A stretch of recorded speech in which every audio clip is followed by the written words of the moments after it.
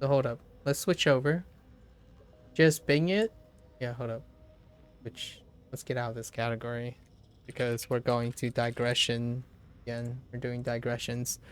Okay, so let's read this. I'm gonna scan really quickly, and this is from a publisher. So Gryffindor, daring, yeah, adventurous, daring, foolhardy, you might even say. So like very confident, your courage, bravery, and determination, right? Gryffindor, righteous. I would even put righteous, when it comes to Gryffindor. Slytherin is more like shades of gray. Lots of shades of gray. One might even say conniving, but like very ambitious, shrewd, but still an air of nobility. Slytherin has an air of nobility, which is what Ravenclaw also has. So like eagle, like very wise skill. So it's a learning house, like wisdom, wit, eccentricity. That's more or less where I would find myself if I had to characterize myself. Hufflepuff is the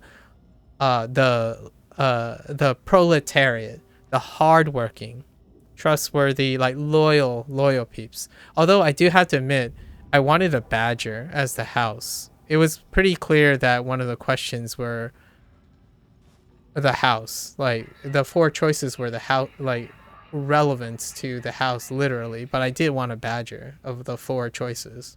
I prefer a badger. But they were loosely referring to the houses, right? The snake, the cat, the bird, and badger. Like I would prefer the badger because it's eccentric. So ironically, I don't know how that personality thing went. I can't help but read into the questions, right? In a way, I might have selected Ravenclaw myself with a few flexibilities, but um, the badger is eccentric, so I like eccentricity. Um, but generally, Ravenclaw is the one where it's like, uh, silent overachievers, just very eccentric people, which I'm really eccentric. I mean, like I don't know. Some people, like from the outside, one could see the pros and cons about eccentricity. But if there's any remarkable thing that resonates with Ravenclaw, is eccentricity, and that's pretty much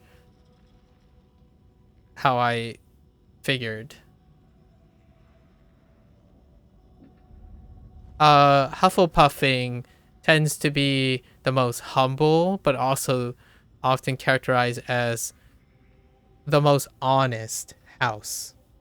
And when I say house, right?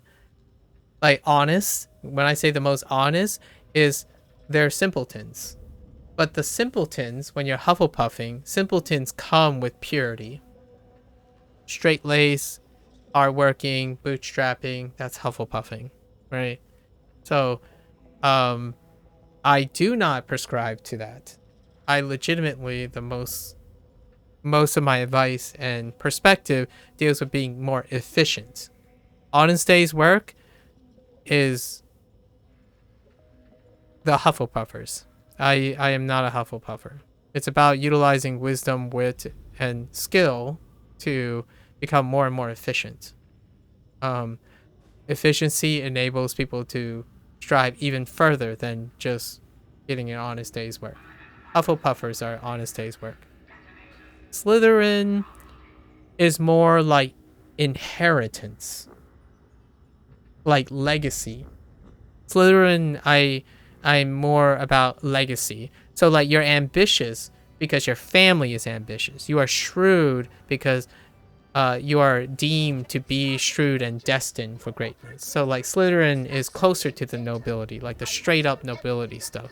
So you are entitled. I do not agree. Like that's why I was leaning towards Ravenclaw more than Slytherin. Slytherin is a noble house. It has a legacy. Like entitlement is what I would say distinguishes it from Ravenclaw. And then Gryffindor is a main character. Bright, shiny light, foolhardy, headstrong, courageous, bravery, determination, overcome obstacles, perseverance, that kind of thing. I can't the furthest house from my personality is Gryffindor. Like without a doubt, I do not resonate with the Gryffindor household. When I hear courage, bravery, and determination, I also hear foolhardy, prideful, and naive. It's one of those things. That's why I don't resonate with like Captain America and superhero, like a lot of the MCU, the ones that think the greater good or they know the greater good, and like tackle things. That type of thing doesn't resonate with me. We hate Gryffindor. It. I mean, you know, the Harry Potter houses were supposed to be like a way to round out the contrast in human characterizations. It's kind of nice. We all know Thanos know the greater good. Yeah, see, it is like a Thanos. Like Thanos is a great example. uh I try not to end up like having thoughts like Thanos thoughts. Is so Gryffindor? It's yeah, he's a hybrid between Ravenclaw and Gryffindor. He's when Ravenclaw goes too hard on Gryffindor. So like a Ravenclaw that went full Gryffindor. So he had knowledge and perspective, but that knowledge and perspective made him foolhardy. It made him believe he was being brave and courageous to make the sacrifice. He was able to reason all that away at the cost of sharing knowledge and whatnot, which is interesting. I mean, you know, there's a Gryffindor.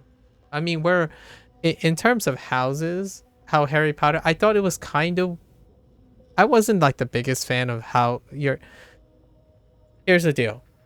You watch Full Metal Alchemist, right, Josh? It's kind of like that, where the vices, you know, like the vices of humanity was separated into entities, but they're like a little bit of everything. It's just the main vice is depicted in the character. However, the character is still dynamically all of them at the same time. It's just they were accented. And that's kind of how the houses are. The houses present a dominant trait, but the people in the houses are just dynamic humans who has a, you could call it an imbalance or a different specialty. So all of them are relative. So the whole house thing, okay, here's the deal. I've said this before and I'm going to reiterate. I'm gonna reiterate. When you prescribe yourself into an archetype, is it the archetype affecting your alignments, or you're making the conscious choices that doesn't predestine yourself for the alignment? So personality test is a great example. It's a great guide if you're looking for inspiration and stuff. But know this, the personality test isn't going to help you rectify your identity crisis. One would like to hope that you're a healthy human being that has developed a self-identity prior to using these type of generalizations. These are corollary studies that help you maybe take a lens to your personality. However, they do not define your core personality. So when someone asked me, what house do I belong to? Well, first I characterized myself and then I aligned it with the house. Not that I want to believe that I'm part of a house and then answer accordingly. That happens a lot. So like oh, this says I'm a Ravenclaw, but I'm clearly a Hufflepuff. It's like, you want to be a Hufflepuff, right? And that actually explains a lot more about the person than the personality dictating it. And it's a tightrope. It's a tightrope. Like, where does the corollary studies affect your actions, and where does that begin and end, and where does your self-identity before understanding or becoming aware of the corollary end and begin? So for me, I had no attachment to wanting to belong to an archetype, but this happens a lot right now. And actually, Harry Potter is a great example of the beginning of the early days of archetyping. For example, here's a really real situation, like really, really real. It's noticeable, but I don't think subtextually. I don't share this because no one asked, right? And when they don't ask, I don't share. But we'll just say for now, I won't cite the specific examples at the time. But how someone learns. That is such an archaic, old school relic of a older time with lack of an updated perspective, and there aren't any it's more nebulous now than ever. However, there's one fact that stays in line. Humans learn better with as many tools as they can. So when you go out and take a personality test, like, what kind of learner are you? Oh, it turns out I'm a visual learner. So this person now somehow decide to take that to heart and decide to gimp every other resource they could possibly have by fulfilling that archetype. It's like, I'm min-maxing. It's like, well, you're not really min-maxing. You're actually crutching yourself. You're gimping yourself. You legitimately decided to desensitize and reduce yourself to a single trait. And that is unfortunate. And people still do that habitually. I've already entered in this conversation.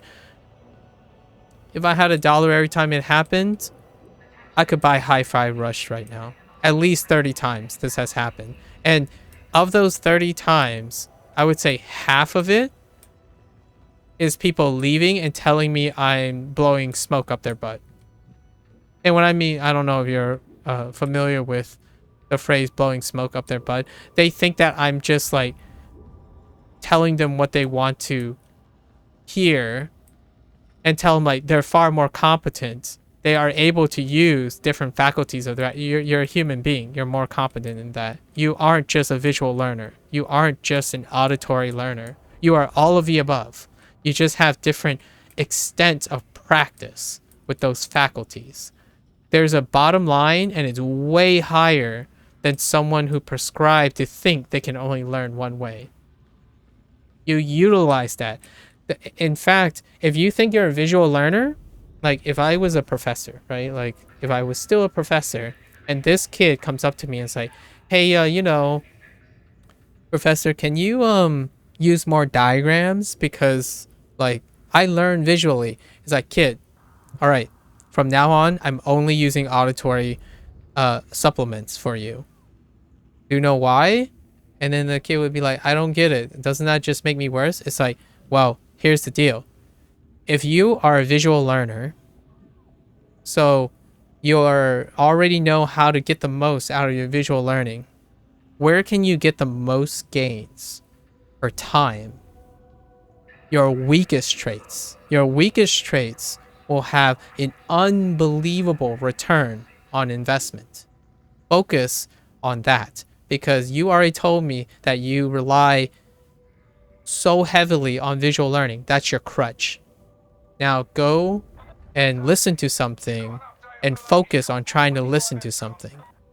Go and touch something. Go and interact with something. Do a task-based thing. All these are underdeveloped now. The moment you told me that you can only learn a specific way, you have already basically eliminated everything else, all your other skills are going to become underdeveloped. Touch grass plus L plus ratio. Oh, go work on it. Yeah.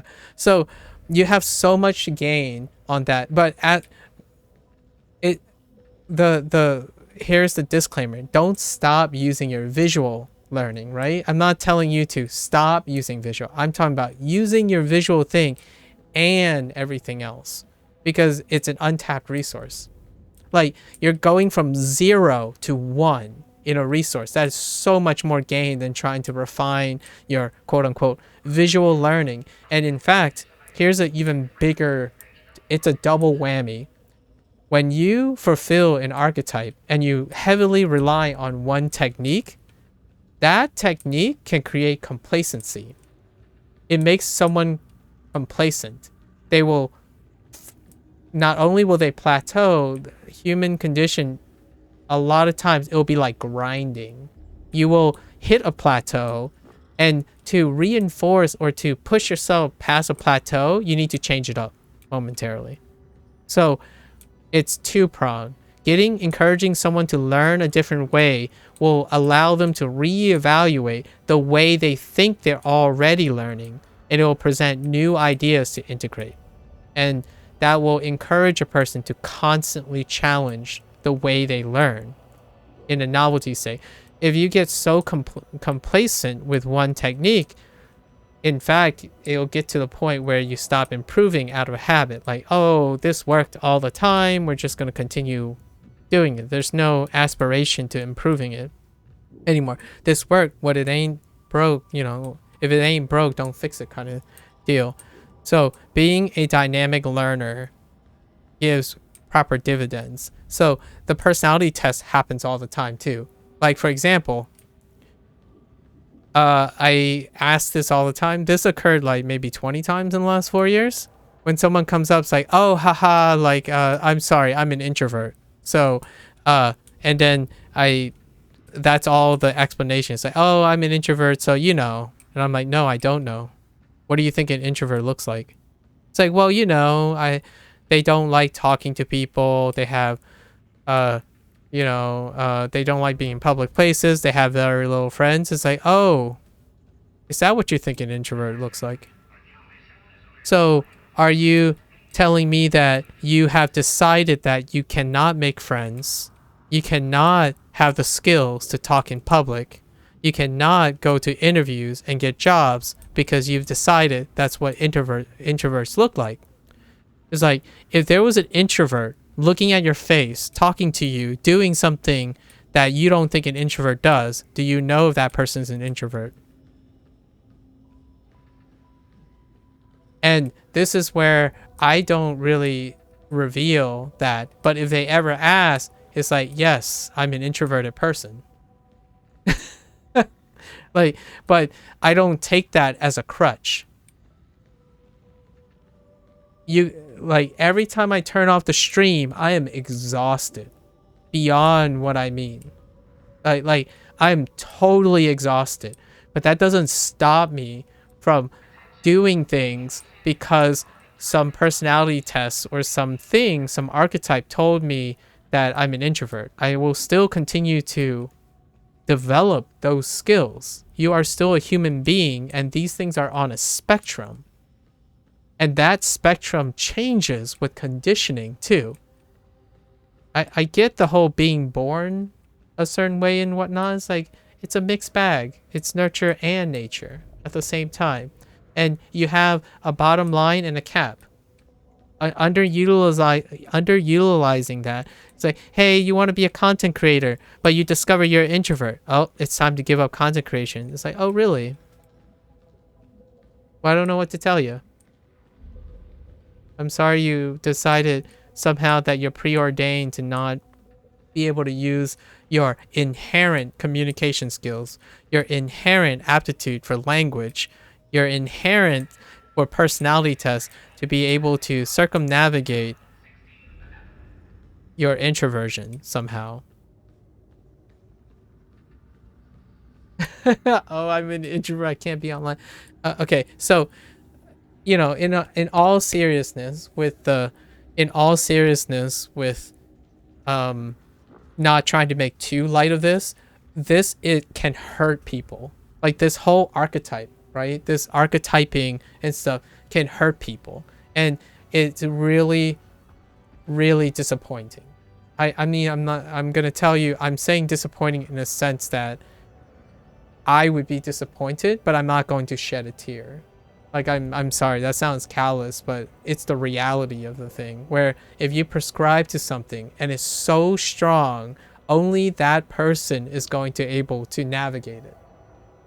So when someone asks, hey, do you have any advice for this? It's like, well, first I have to determine if this person has already prescribed to something. The moment someone asks me for advice, I have to determine if they're looking for advice or if they're looking for affirmation.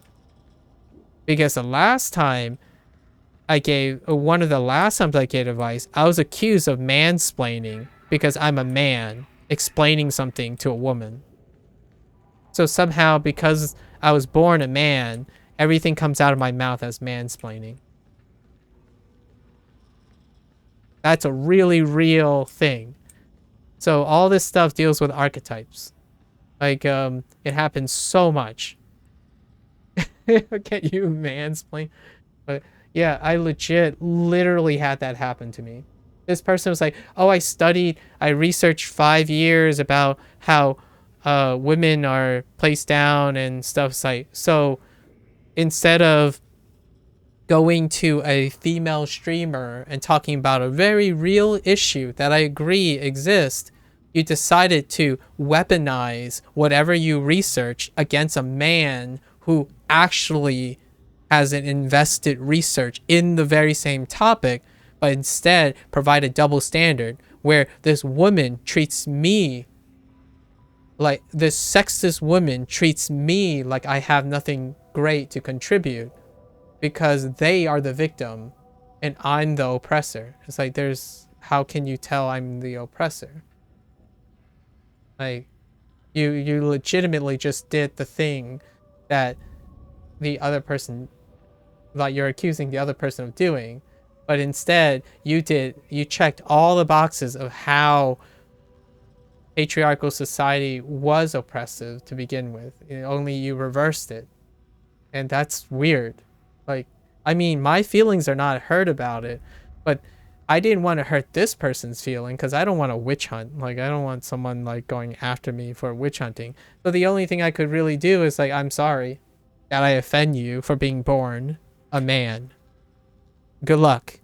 Good luck in the universe. Good luck to you on living your life without the company of half the population of planet Earth. Because I can't help you if you prescribe to that.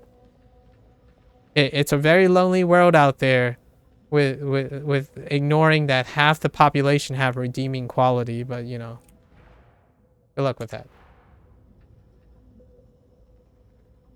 It's to take some time to learn the other methods and being able to use. Yep. Okay. That online comment though is so deep. If anything, the personality test tells you your strengths and weaknesses. Yep. Learn some of the pitfalls. Compromise. You learn how to navigate and compromise this stuff. Why do I keep feeling sad at everything sad? Wait.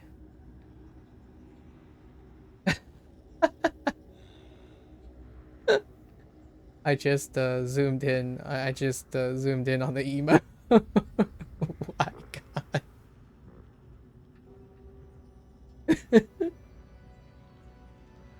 So, be careful. I mean, be careful. I'm very I'm okay. Here's a No, is it a Hufflepuff thing or is it a Gryffindor thing? No, I think it's. I don't know which house this would belong to, but I'm very optimistic about people being able to rise to the occasion. Oh, it's a Gryffindor thing. That's totally Gryffindor. I do remain optimistic about people rising to the occasion. Call it courage or call it bravery or determination. But one thing has not failed me is the tenacity that people have seeking what they think is true. So I like to believe that we can live beyond and go beyond and reform beyond this. I mean, cue a Star Trek episode, I guess. However, for the time being, I am no stranger to being accused of so many things that I'm really indifferent to, but it could get me into a lot of trouble. So I don't want to behave that way. But if you're asking my opinion, it can be a very startlingly different thing. So I'm not covering the fact that I don't behave appropriately. Appropriateness is number one. I mean, if you grow up in a house of Chinese parents, there's one very startlingly cultural consistency when it comes to largely the Asian population in general. Public appearance, the fear of the deterrence of being upsetting publicly, like, is nearly the number one driver. Like, I was talking to Coffers the other day about this short. This short was this guy was making a comment, a commentary about photography. So they finally returned to the UK, right? And they said, like, if I was going to ask someone to take a picture of me, I would most definitely ask an Asian person over a British person. And it was supposed to be like lighthearted, you know, it's kind of like a commentary on behavioral frequency amongst like very startlingly contrast people. So the idea is this person put forth like the propensity of an Asian person to take their time and go above and beyond their call to make the photograph look great versus a local British person. Or like, when we're talking about, these people are talking about local Asian people and local British people of descent. And that's kind of humorous, but it is a really deep cut. It's a deep cut, but not for the reasons the comment section said. So here's one of the aspects. Propensity evidence doesn't fly in court. Okay. So here's the deep cut, like the super deep cut. We're not even talking about the superficial deep cuts. I know how oxymoronic that sounded. So here's the comment section. Let me tally the comment section. It's like, oh yeah, you're right, because you know Asians care about their craft, you know, quality over quantity, etc. And then, you know, the cultural side. Well, first there's one deep cut that is absent in the comment. That was the most favorable comment, where the whole stereotype of Asian superiority is like matriculated in the Western world and etc. That's a very superficial take. Okay, a regular cut. Now here's a slight deep cut. Here are 4 principal deep cuts that I could expound upon, but we're not going to. We're just going to touch upon them and let you guys stoop on it. One of the deep cuts is he is British. He appears British. Okay, so he's returning to his country. Now, what is the interaction between a British person asking another British person, and then a British person asking an Asian Brit, I guess? Now, think about the difference in context. So what if this person was an Asian British person asking a white British person and an Asian British? So that's another deep cut.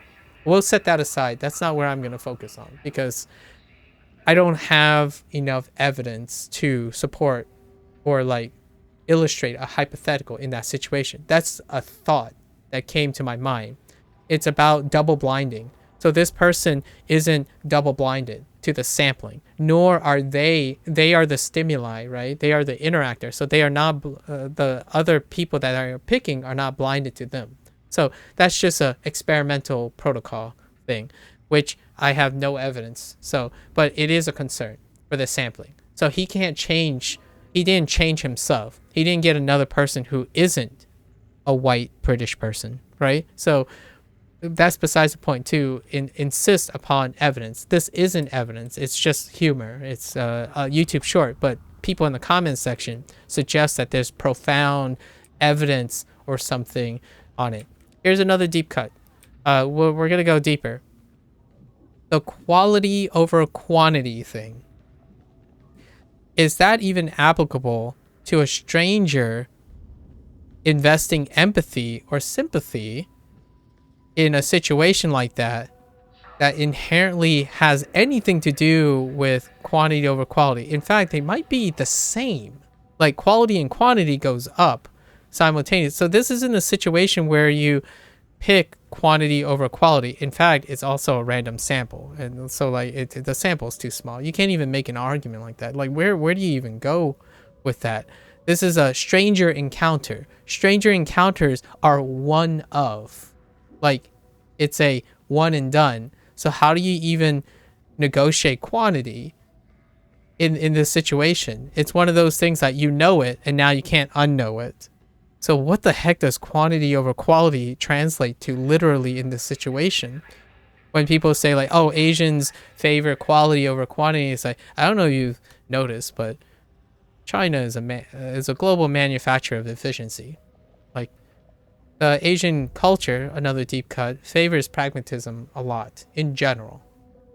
Quality is not a rational thing for pragmatism. It's a balance between quality and quantity. It's generally never one over the other.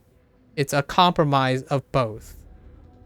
So you're using an argument, a capitalistic Western argument, as a profound statement on a subset, a really large subset of Eastern culture that exercises pragmatism. There's no argument between quality versus quantity.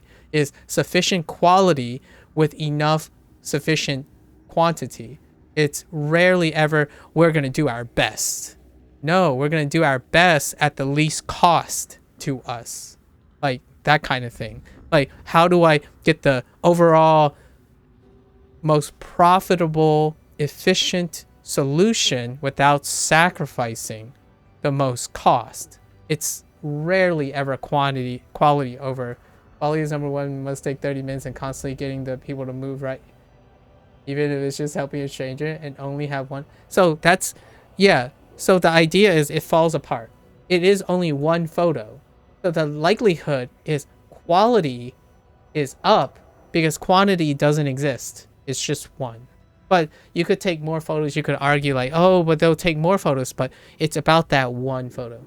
So, all right, now all that aside, all the logistics about logic, sympathy, experimental design, or people claiming that they know objectivity and statistics and population statistics. Now here's the super deep cut that I can contribute as a member of a Western society, but have a denomination in an Eastern culture, which is Chinese. The one major driver, and there are deep buried in the comments, there are some Asians, like claimed Asians, that did bring this up, but it's like buried. It's not a popular statement to this video. Is the fear of public disappointment and the face culture. That is the deep cut that truly reveals if you are deep in Asian culture. And whether you process it or not as an Asian person, the idea is you do not fail to disappoint someone. The deterrence of appearing like you do not place a representative well-being of showing good face, like preserving your reputation when asked a favor, that responsibility, the fear of failing that responsibility, drives the fundamentals of why Asians strive in the public eye to be overachieving. Yes, and if a stranger approached you, they have trusted you with this task. They could have asked any other stranger around, but they asked you. The fear of disappointing because you have owed that responsibility now, because you have given trust, that, yeah, and you can't say no either. Yep. Because you would disappoint them. So if anyone have said that, the few, it's a minority because YouTube and stuff is reflective. No, you're saying it's not racism, it's just people defending another group who don't care. Yeah. So the Asian, if you steep into it, face culture. Face culture is the fundamental. Do you do we like overachieving? Come on, let's be real. We're human too. Overachieving is exhausting. Like it's super exhausting. Having to go beyond favoring quality over quantity and like not getting that stuff is exhausting. Like Asians are just as human, like culturally, as others. Like it's exhausting. What the difference is, the quality is driven by fear, not confidence or bravery or self-esteem. Fear is the driver. And if there's anything that you can see from governments, if you of governments contrasting between Eastern and Western, fearing to break rules, not meet up to society standards, shaming your family, shaming yourself, disappointment of yourself, failing to feel contributing to community, that's all fear. That is fear driven. What is the most quintessential thing that can put people in line when it comes to the human condition? It's fear. And what is even worse than fear? Fear of disappointing people that you care about. It's so different for being nurturing and caring about someone that's important to you. You fear disappointing someone you care about. That is unreal.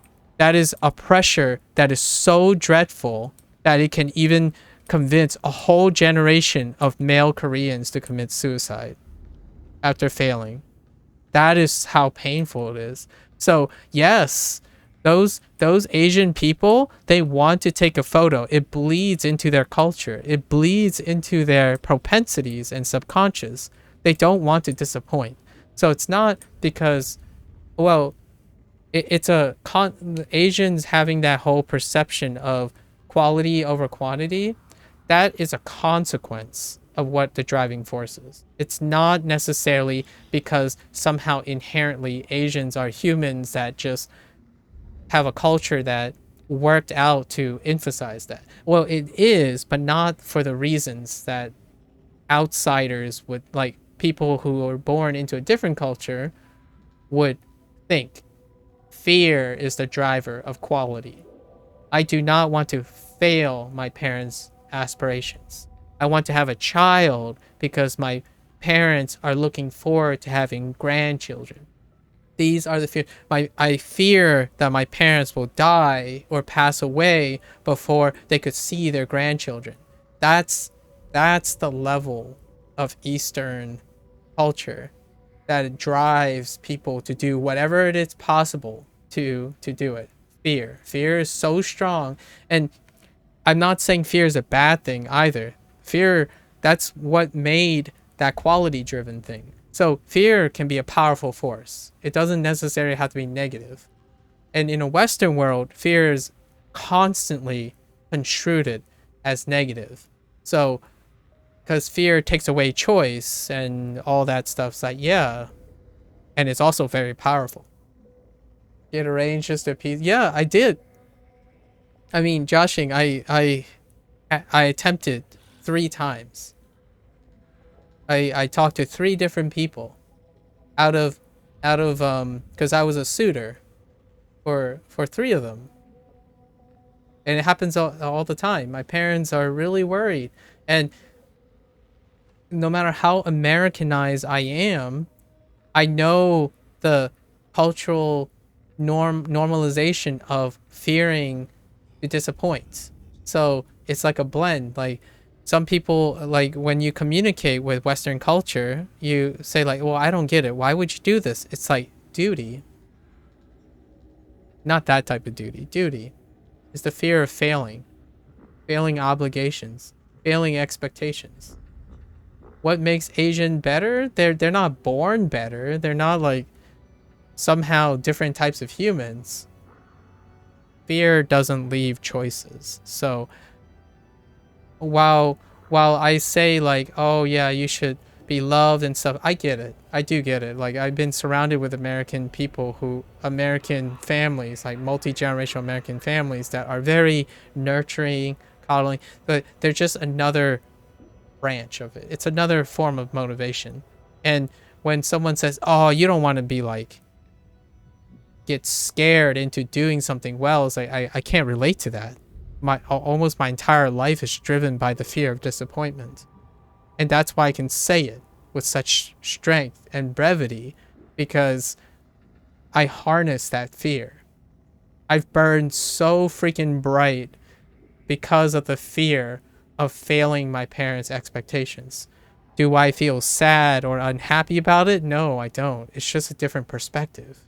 So while my friends can't understand, perhaps can't empathize with how I wouldn't take charge of my own life and that I should make decisions for myself and it's my life, it's my rules and my stuff, they also trade off the unbelievable, unconditional connection that I have with my parents that go beyond hugging and like, you know, complimenting each other or even thanking each other. It goes beyond that.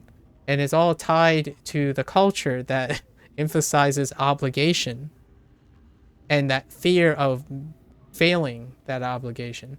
So making friends can be really different.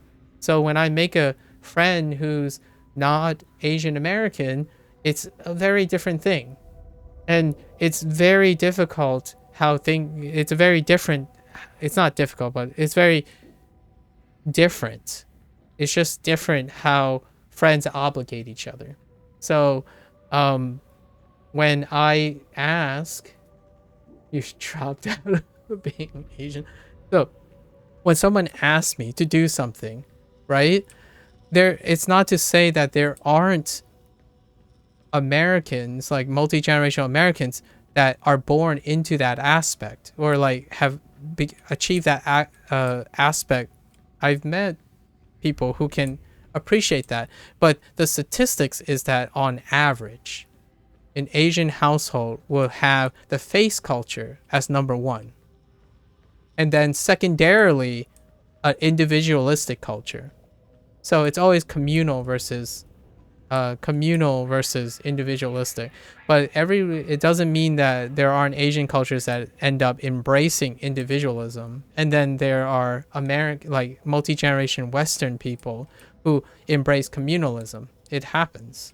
It's just what that stereotype comes from is that, and it's so hardcore, and to the point where the moment you say the fear of disappointment, if you're an Asian person who has any growth and upbringing in a culture that's Eastern, that is just like, dang, too deep. That's so deep. And I mean, it's just by coincidence, you know, the two of you, Fictitious and Josh, like it's kind of relevant.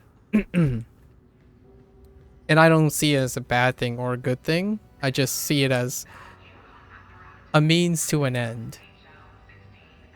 I achieved a lot of things in life very rapidly, not because what people would say my parents loved me in that nurturing coddle way. They loved me in an unconditional expecting way, and I placed that pressure on myself. So a lot of times it makes all the difference. Like, where is your motivation coming from? Well, most of my motivation came from fear. Early in life, it was all about fear. Was it the reason for my depression? Not really. It wasn't the reason for my depression. The reason for my depression is I was in an environment that no one can relate to. That's because in the end, one can still say that the human condition requires love, right? Love is a human condition. So yeah, fitting in sucked. Like culturally, it would be very difficult to understand like, hey, I don't want to do this because school is boring. It's like, no, I have to do this or else I might fail. It's so different. Like, why do you, if you just need to pass school, and like, I just need to pass school so you get a C, it's like, no, I have to get an A. A is less disappointing than a C. It's like, why do you have to do it? It's like, just because I have to. I don't have to question anything. I just have to. If fear or disappointment internalized and then failing, and when the disappointment doesn't come from the parents, I beat myself. Yes. In Asian culture, the strongest motivator is yourself. And you don't even want to get to that point.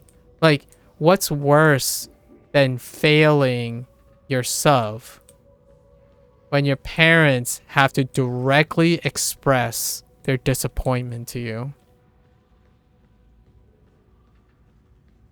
If you ever get to that point, oof, like, and meanwhile, in Western culture, it's like, nah, I make my own way. I will be successful my own way. It's like, but, oh, something tougher than disappointing yourself.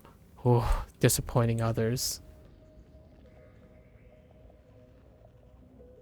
Like, I don't know what I would do. Like, I can't, like, it's almost better. It's almost preferable that at least I'm the reason for my own failures. But if I fail someone else, holy heck.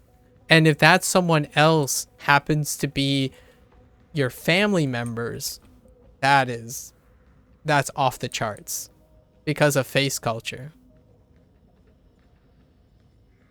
Like, taking ownership of your failure, that's fine. That's a walk in the park for an Asian person, in my opinion. Like, yeah, I know what to do. I should do this better than this. Like, I'm responsible for my own things. But then your parents just come by. It's like,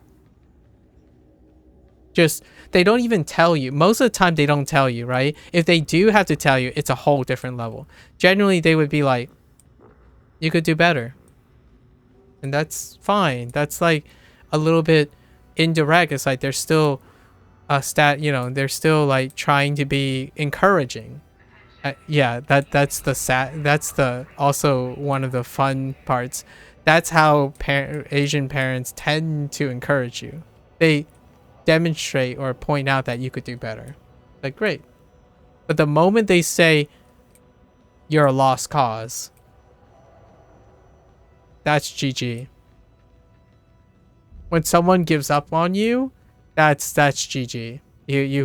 There's no way out. You will beat yourself up exponentially more because someone gave up on you or gave up relying on you.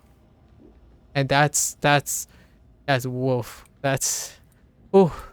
But for me, I'm like a mix, right? I have the American side as well. So I can see the other perspective. It's not GG for me technically because I have been exposed to a different type of culture. So I'm like a blend, like a hybrid blend. But my parents, that doesn't stop my parents from saying that I'm just wrong about it. I don't even know what I would do either. That's like the game over screen. Yeah, it'd just be over. And that's how crazy it is. That's just to put yourself in the mindset of how important it is to have approval by someone else. What? This guy's following me. It's kind of funny. Thanks, friend. And that's the deep cut, by the way. That's the deep cut for that one YouTube short. And guess what? This person followed up. Okay? There was a comment about oh, but the guy he asked, here's another superficial cut. The guy he asked, someone accused him, say, oh, but you asked a guy British person, like a white British person, and then you asked girls, like female Asian Asian British people, right? And say like, well, that's not fair. You're a guy, so maybe they'll interact different. It's like, well, he's also white. Why didn't you ask if they? But anyways, he did a follow up.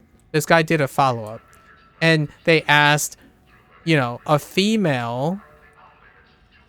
Well, actually, he didn't even try to ask a female British person, like white British person. I don't think in the clip. He basically just eventually asked a white Asian guy.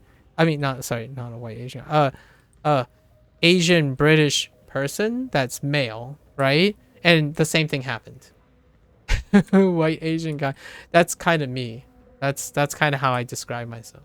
I mean, there is a more appropriate term. People, or not an appropriate term, but a quote unquote funny term, and that would be like somewhat like a Twinkie and stuff, right? So, anyways, that's besides the point. So that person did the same. But here's the thing. Here's the thing, though. It's still self-selected. It's still self-selected, right? It's still self-selected. And regardless of how profound the comment section is, we're trying to say like, oh, this is a representation of this and it is a representation of that. It's like, it's not. Just, it's wholesome. I think the one thing you can gather is it's really wholesome.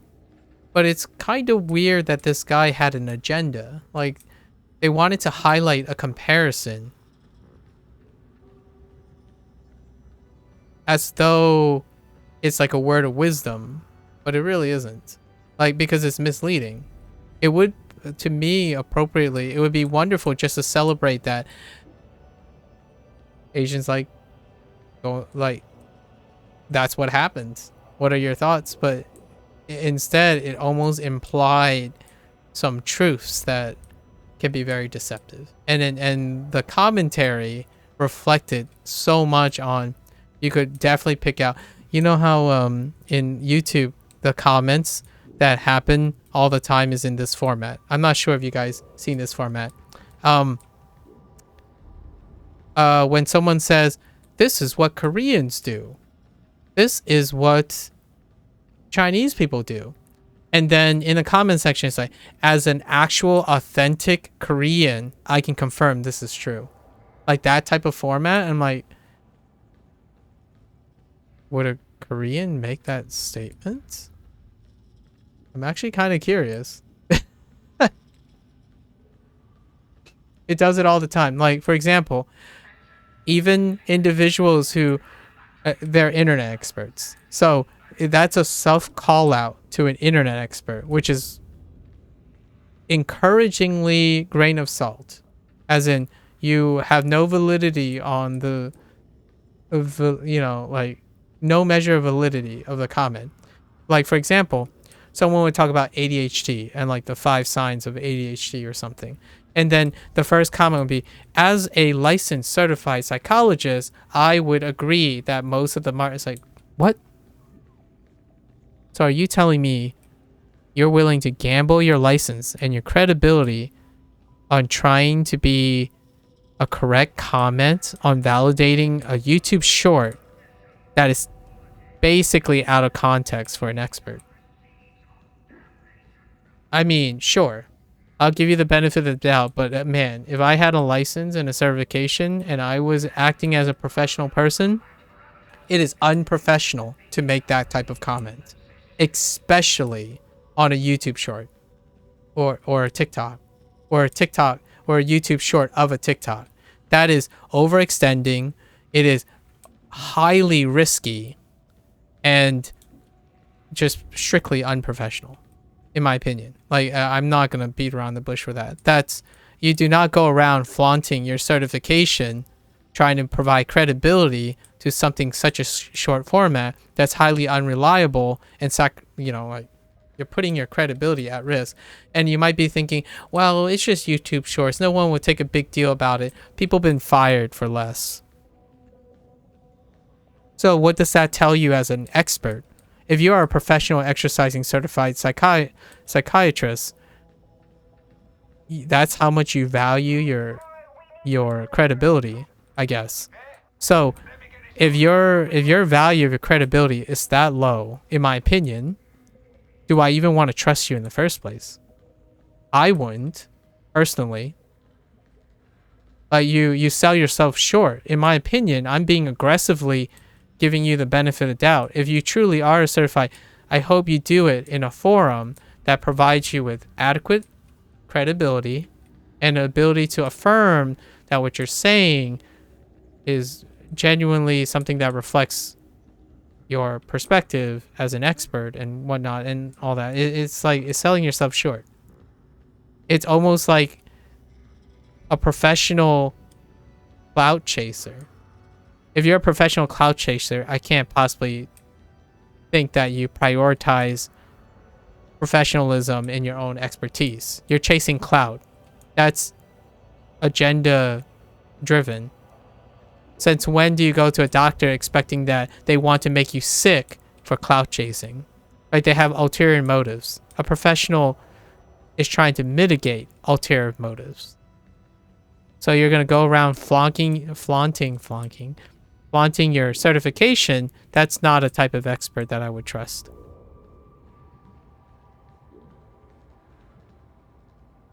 I'm a human being. I approve of it. I'm not an actual authentic Chinese person. As an actual human being, I disapprove of it. Does that mean no human can agree with this anymore? Imagine not being a board certified Chinese. Okay, all right. That's a little too literal, but I understand how that sounds. But it is a meme right now. So whenever someone posts something foreign, right? They talk about something foreign. It starts with the format. It's like, as an actual, they use the word actual a lot of times. And they as in the top complimented replied message or commented message. As an actual, like, I don't know, as an actual Polish person, this is true. I'm like, what? Okay. I don't know if being Polish is a qualification for the corollary depiction of a stereotypical a Polish person in an environment that is scripted for a YouTube short. But all right, I'll take your word for it. Somehow your Polish qualifications make it so that you understand exactly what this is representing, and then 10 behind it. Great. Awesome. Cool. Like, it's me, like, it's for me stating like, hey, fear drives the face culture because I'm an actual Chinese person, and trust me, that is my credibility on why this is true. I do no such thing. That is being born a race, being born a certain thing is such a loose circumstantial evidence for someone's credibility. That is the usual stuff. But there are two extremes where, like, as someone, oh, it gets more elaborate. As someone that has been doing plumbing for 10 years and in multiple countries, this is true. And I'm like, okay, that's great. So are you telling me that because of that, you spent 10 years plumbing for a Scandinavian country, it makes you an expert on American plumbing?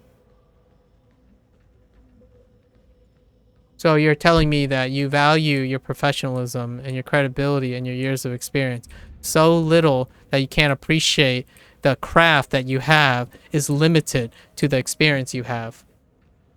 If you truly are an expert or a professional, one of the telltale signs of competence is being able to know what the limitations of your ability to provide adequate and foreseeable knowledge, constructive knowledge.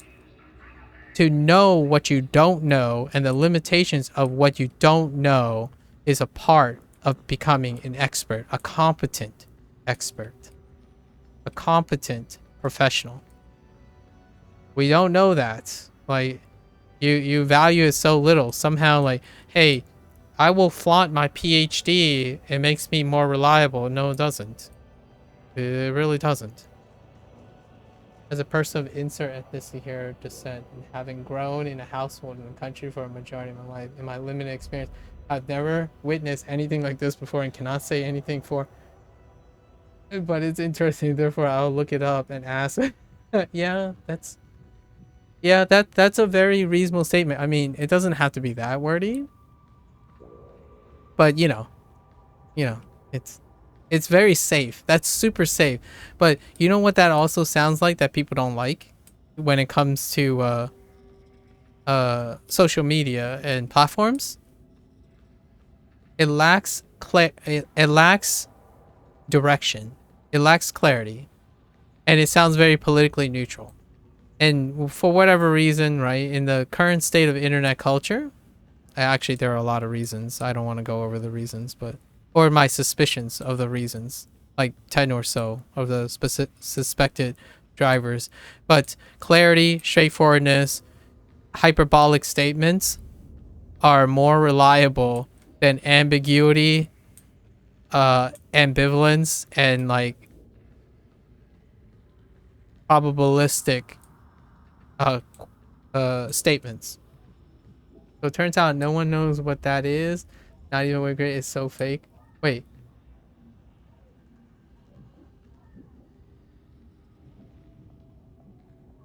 Wait, what is?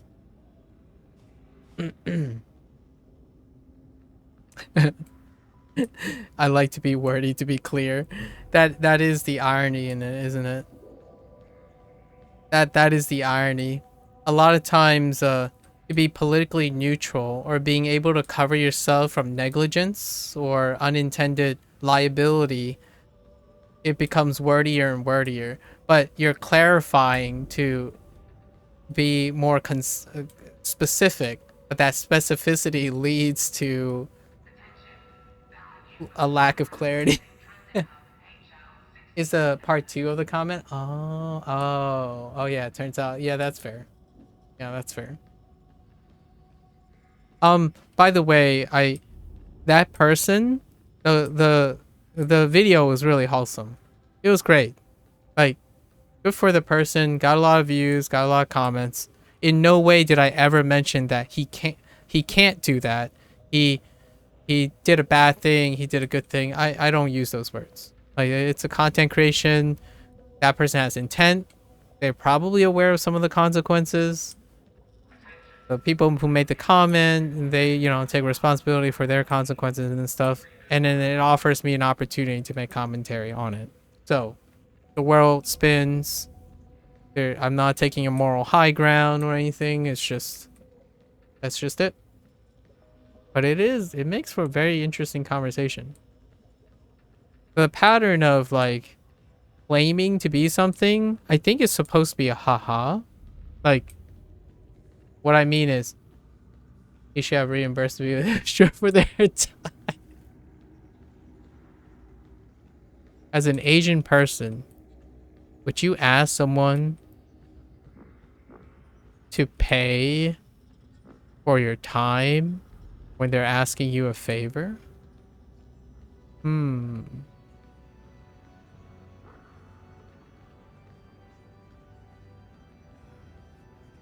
don't know. I actually don't know in that situation. I have an anecdote. I'll tell you a story. I'll tell you a story where this, as an Asian, the answer is no.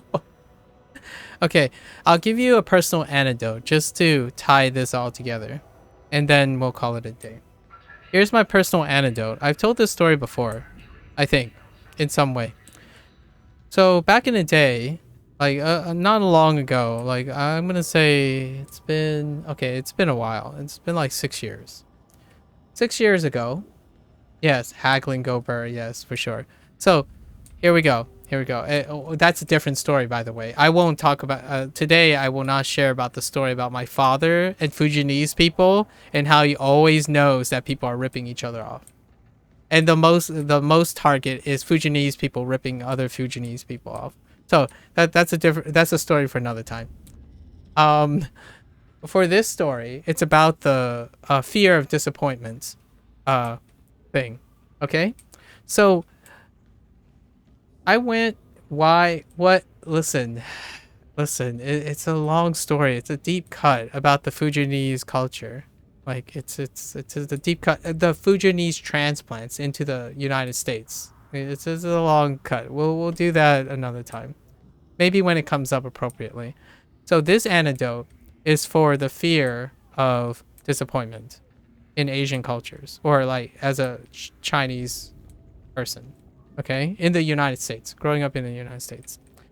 So I used to go to one of the top universities in the United States.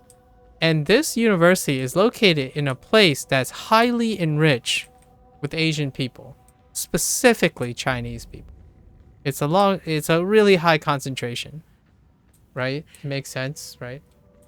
It goes price. Stop. All right, Josh, we're gonna tackle that another time, okay? Next Wednesday we'll talk about that. I'll remember. I'll write a thing about the Fujianese culture in the United States. But for now, so I usually walk around a lot. Like something about something. I used to do this ritual where I walk outside because the university life. I'm starting to find my balance. Like I'm right now. I'm a five head burning sun. Right. I'm burning as hot as five suns already. This is my period in my life where I'm burning hotter than five suns. Okay, so occasionally with some breather, when I'm like running a reaction in the lab, right, I'm waiting for it to finish or running a simulation or doing some computational work, I walk outside. I take a breather. I walk out because I'm burning. Like I'm super exhausted, right? So you can move around. Oh, that's great. All right, so I'll just keep continuing, do some fillers. So one day, I'm like, it's in the summertime. I work all year round. I don't usually take vacations or anything. I just keep doing my research year round.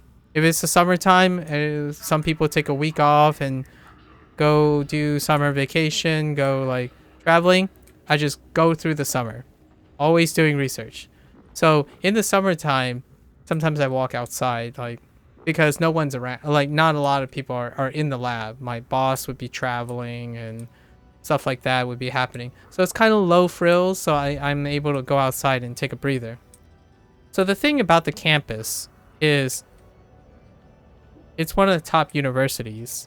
So inherently, there are a lot of international visitors, and often they're Chinese visitors. Because you want to get into, like, if you're gonna move to, like, temporarily choose a university in the United States after doing your like exams in China, you will want to get placed in one of these universities, which include the university I'm in, right? So in the summertime is one of the optimistic times to check out the campus. So they would travel overseas to visit the campus. And I'm an Asian American, right? So there's a telltale sign when you approach an Asian American. One of two things quickly happens. You know, I'm walking around, like taking some photos, maybe like just to see the construction and whatnot. And sure enough, a visiting an older fella. He's visiting to like scope out the place for probably his prospective, I'm going to say his son, probably, is coming to the United States, maybe expecting to interview or attend the international exchange program for the university. But this person is like scouting the place. So this person comes up and starts like calling me over in Mandarin, and then like skirtingly approaching me. And my first comment was, I'm sorry, I don't speak Mandarin really well. And then this person proceeded to say, oh, no, you know, like, okay, well, it's like, they try to like articulate something in English, and clearly this person also has we can't reciprocate either in English. So what happens is this person would show me a map, and they would like point at things, which is how it goes back then. And my first thought was like, okay, so I would point Like you're here, you go here, and then you see that it's here. You see this, like we're pointing off the distance. Like there's a lot of buildings, right? Campuses are really long, like big. The United States average campus size is really big. Even the university that I went to was on the smaller side, but it had 3 campuses throughout the city. So, I'm pointing, and then in the end of the day, it's like the guy's like, well, okay, and then okay, it's like I don't think this is good enough. So instead, I decided, you know what? I have like 3 hours on the reaction. I'm gonna take you over there. So sure enough, I pointed to stuff and whatnot, and I literally walked the person across the entire campus to show where all the places are on the map. And he eventually got them to the administration building, but the administration building for the like undergrad program is like it's at the other end of the campus. And then when we part ways, I just walk back.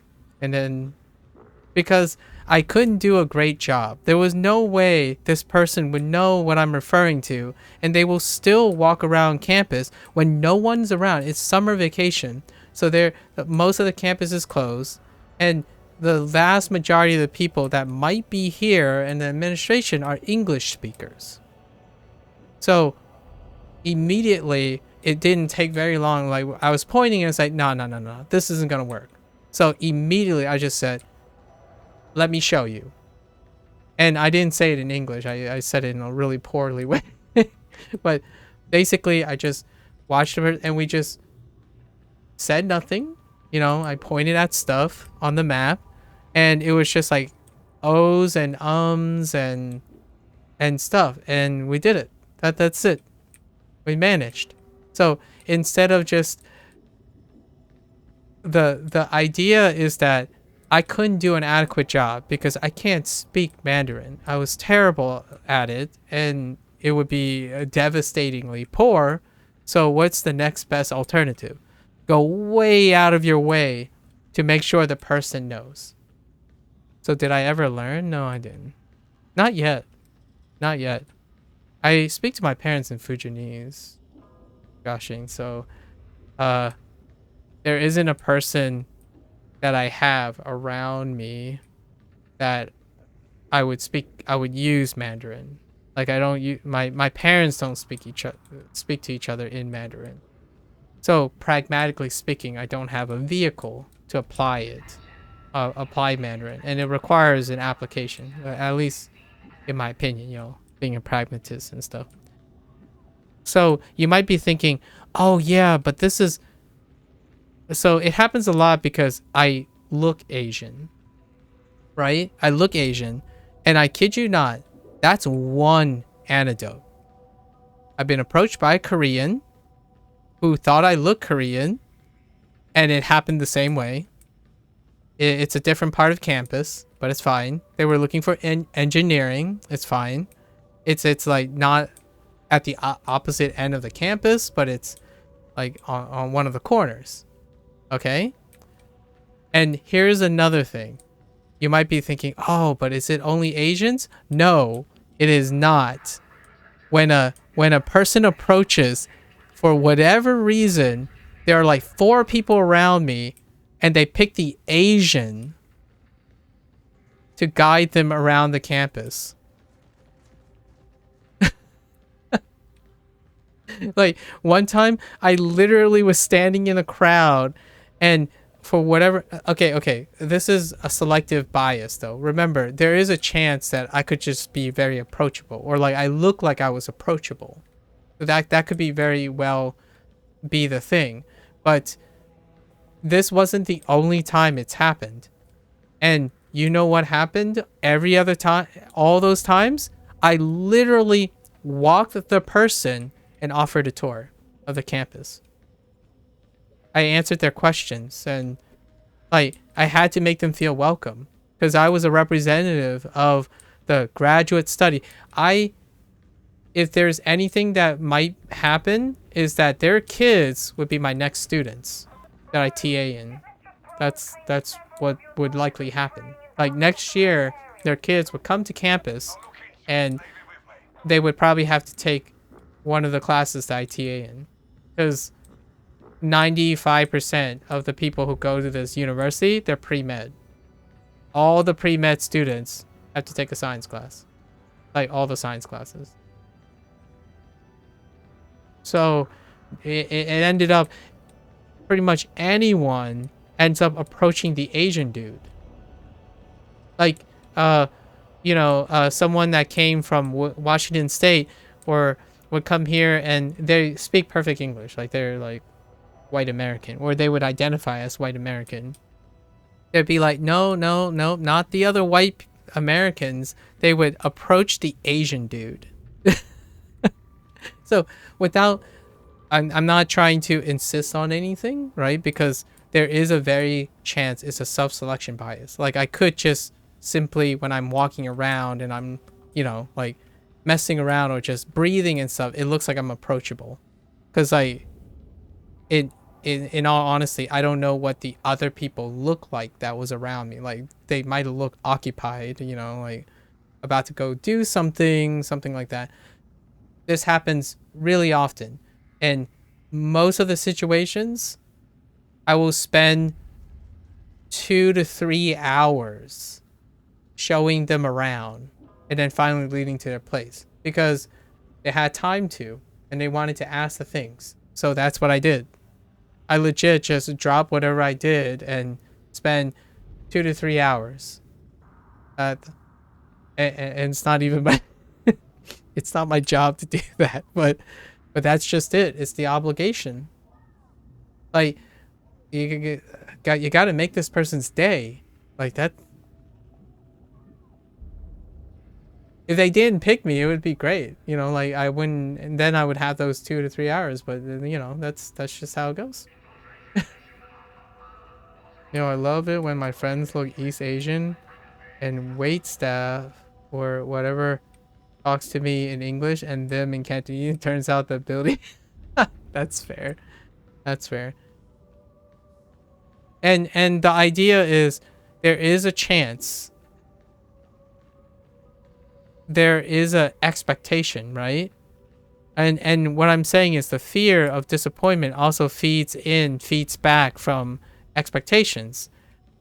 In the United States, there is still a stereotype, like it's an expectation that feeds on itself. So whether it's true statistically or not, like it doesn't change the idea that an Asian person who like will appear Asian would likely be somewhat sometimes ironically misconstrued as a person more knowledgeable to approach. Because even if I was shrewd, I would still be knowledgeably shrewd. That's like the perspective.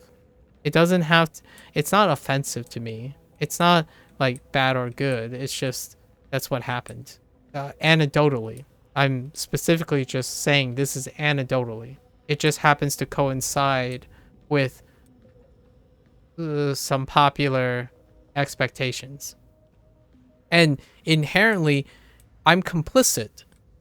Not only if I say reasonably, like one of my coworkers sometimes would ask me, it's like, where did you go? And I'm like, well, I showed this person around the campus because they were visiting and they were lost. It's like, why would you do that? It's like, well, why wouldn't I do that? And then we would enter this conversation. It's like, well, like they didn't ask for it, and like, are you making this up? It's like, well, it's a gesture. It seemed like they were lost, and why would you do that? Exactly. That's the comment that legitimately starts the conversation, like the discussion, right? Why would you do that? And I'm like, why not? And then we would go into an intellectual discussion about like the dichotomy. We would attempt to dissect the motivations, the assertions. An assumption could be offensive, but it can also be a very big boon. Just them with the I'm a Hufflepuff. So that's the idea. And it happens more than once. Like, here's one that is tangentially related to the mansplaining thing. I've been indirectly, and this is a really particular situation. I've been indirectly, implicitly told that I've offended someone because I held the door for them and they're a proud female Indian.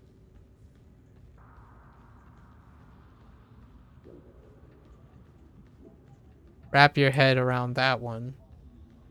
Like, it's not and it's implicit and indirect because what happened was I held the door, right?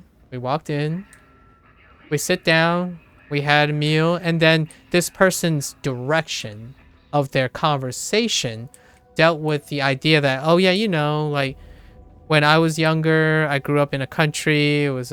It's a matriarchal society, but there's this.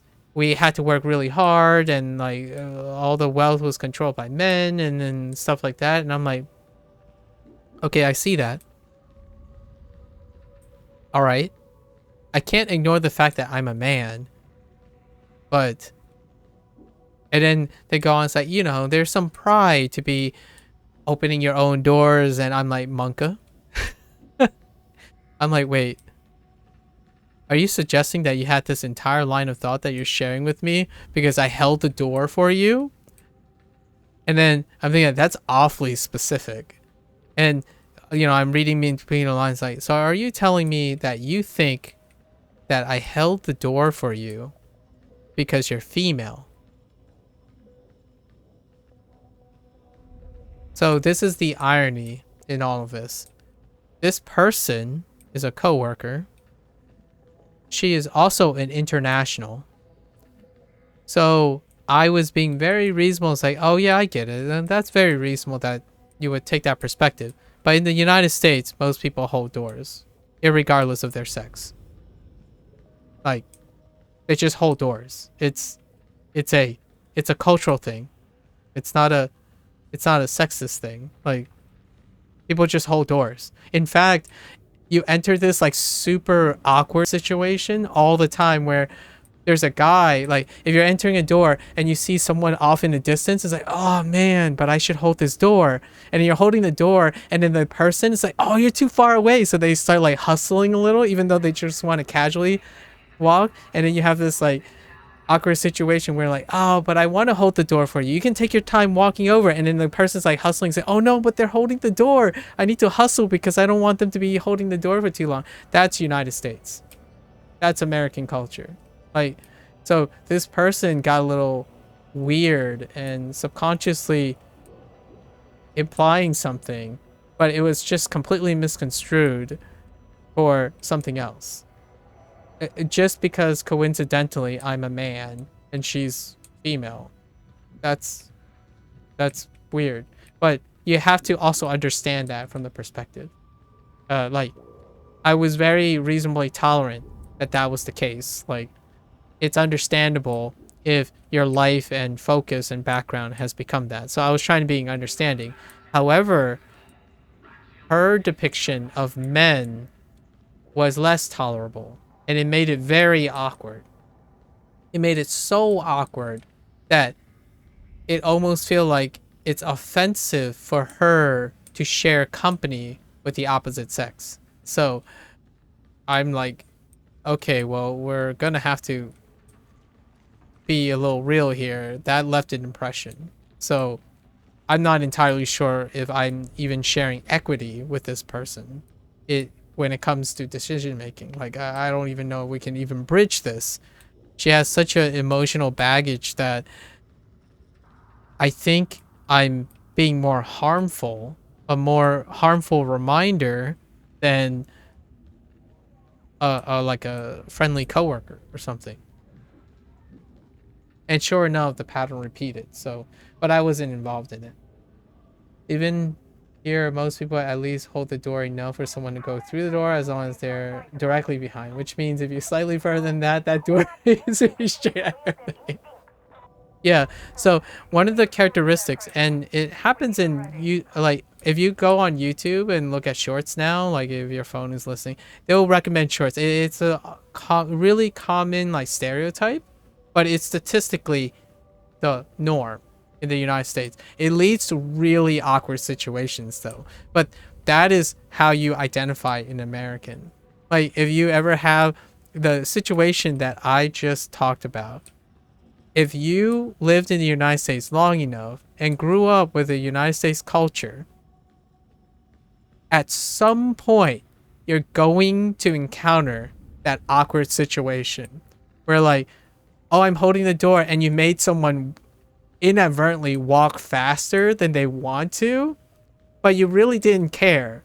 But the American cared and you cared in holding, so it made an awkward situation where both people are going out of their way to do something. And that's really funny, in my opinion. And here's even more. Here's even more. It goes into cars too. Cars are next level. Like you pull up to a four-way stop, someone looks to the right, it's like, go ahead, you can go. And then it's like, no, but you have the right of way. Technically, legally, the person to the right of someone has the way. It's like, no, you can go. And then like, oh, okay, I'll go. And then the person starts to move, and then the other person starts to move, and they both stop. It's like, no, go ahead. So it's kind of like one of the things like, oh, you go first. And then I'll say, no, you go first. And then suddenly they both decide like, okay, sure, why not? And then they both go, but they stop because they're both going. That happens so often. Like, or it happens often enough that if you live in a country like the United States, it will, if you exercise by that cultural norm, you will eventually enter a situation like that. All right, held the door, but so many people are going, yes, you're just stuck holding it and you're gonna like it. That's United States too. Like, if you hold a door, you're holding it for everyone. If they're close enough, you're holding it. That's it. One time, hot take. Every year, I already mentioned this. Every year, I volunteer at a comic, not a comic, an anime convention, and just one time, if you ever been to an anime convention in the United States, especially one of the largest in the entire coast. Whenever you go to like neighboring like establishments, like if you're going to a restaurant and stuff, right? Going to an establishment, the moment you hold a door, you're gonna be there for a very, very long time. In fact, there's a contingency plan. Whenever this happens, when you approach a door, I've gotten to the point where like, oh yeah, don't worry guys, go in. If they're getting drinks, can you grab me this drink? And then I would hold the door and then it would just go. So by the time I get to the table, I would already have my drink. That's it. Like it happens to the point where you're just ready for it. You got to be ready for these things. That happens so often. And you know what? In the end, like some people could find it a little inconvenience, right? Like, oh, but when they sit down, there's a feeling of like there's a like, exchange at one, you know, like it ultimately feels like a very sentimental one. And opening doors is a great one. But the leaning car thing, oh man, here's another one. In the United States, yielding to pedestrians in unmarked areas and crosswalks, you still yield. That's a thing too. So courtesy yielding is in effect at all times. So we're talking about like yielding for jaywalking, yielding for an unmarked crosswalk. As long as traffic is slow enough, people have the propensity to yield. And what happens in the car when you're yielding is sometimes like, oh, I see this person, I'm gonna stop and just not go. And then this person hasn't reached the crosswalk yet, or like the crossing. It's like, oh no, I gotta hustle because this person is holding up traffic for me. And that creates that awkward situation too. And and I'm at the receiving end a lot of times too. I'm like showing up, around the corner, and then there's just guys like smiling, and I'm like, oh no, they're waiting for me. So like I like hustle across the crosswalk because like you're holding up traffic, and everyone's gonna kind of know. But the idea is the people are happy to wait, but at the same time you're trying not to hold up traffic. So those are the little idiosyncrasies that make me really really happy that that's a thing. Like I really enjoy that there's little things like that, and it's so wholesome. It's really awkward, and I don't think it's pragmatic at all. Obviously, like there are countries that are far more efficient. Japan is a great example. It's way more efficient. You don't just yield anywhere. Like like you follow rules. So I'm not saying it's an Asian thing. I'm just saying like in the United States, in the East Coast, if you look like you're gonna cross the sidewalk, don't be surprised if it's slow enough, the car is just gonna stop. And then let you cross. And feeling obligated to move faster is a natural tendency, but it's generally not the case for the person who decided to go out of their way to yield to you. Like pedestrians just have the right of way in general. In the United States, that's reinforced by the literal rule that the pedestrians have yield away. Sometimes though it got transferred to jaywalking. Jaywalking technically, that's not a thing, but it has permeated most of driving culture, at least in the United States. Like a good majority of the United.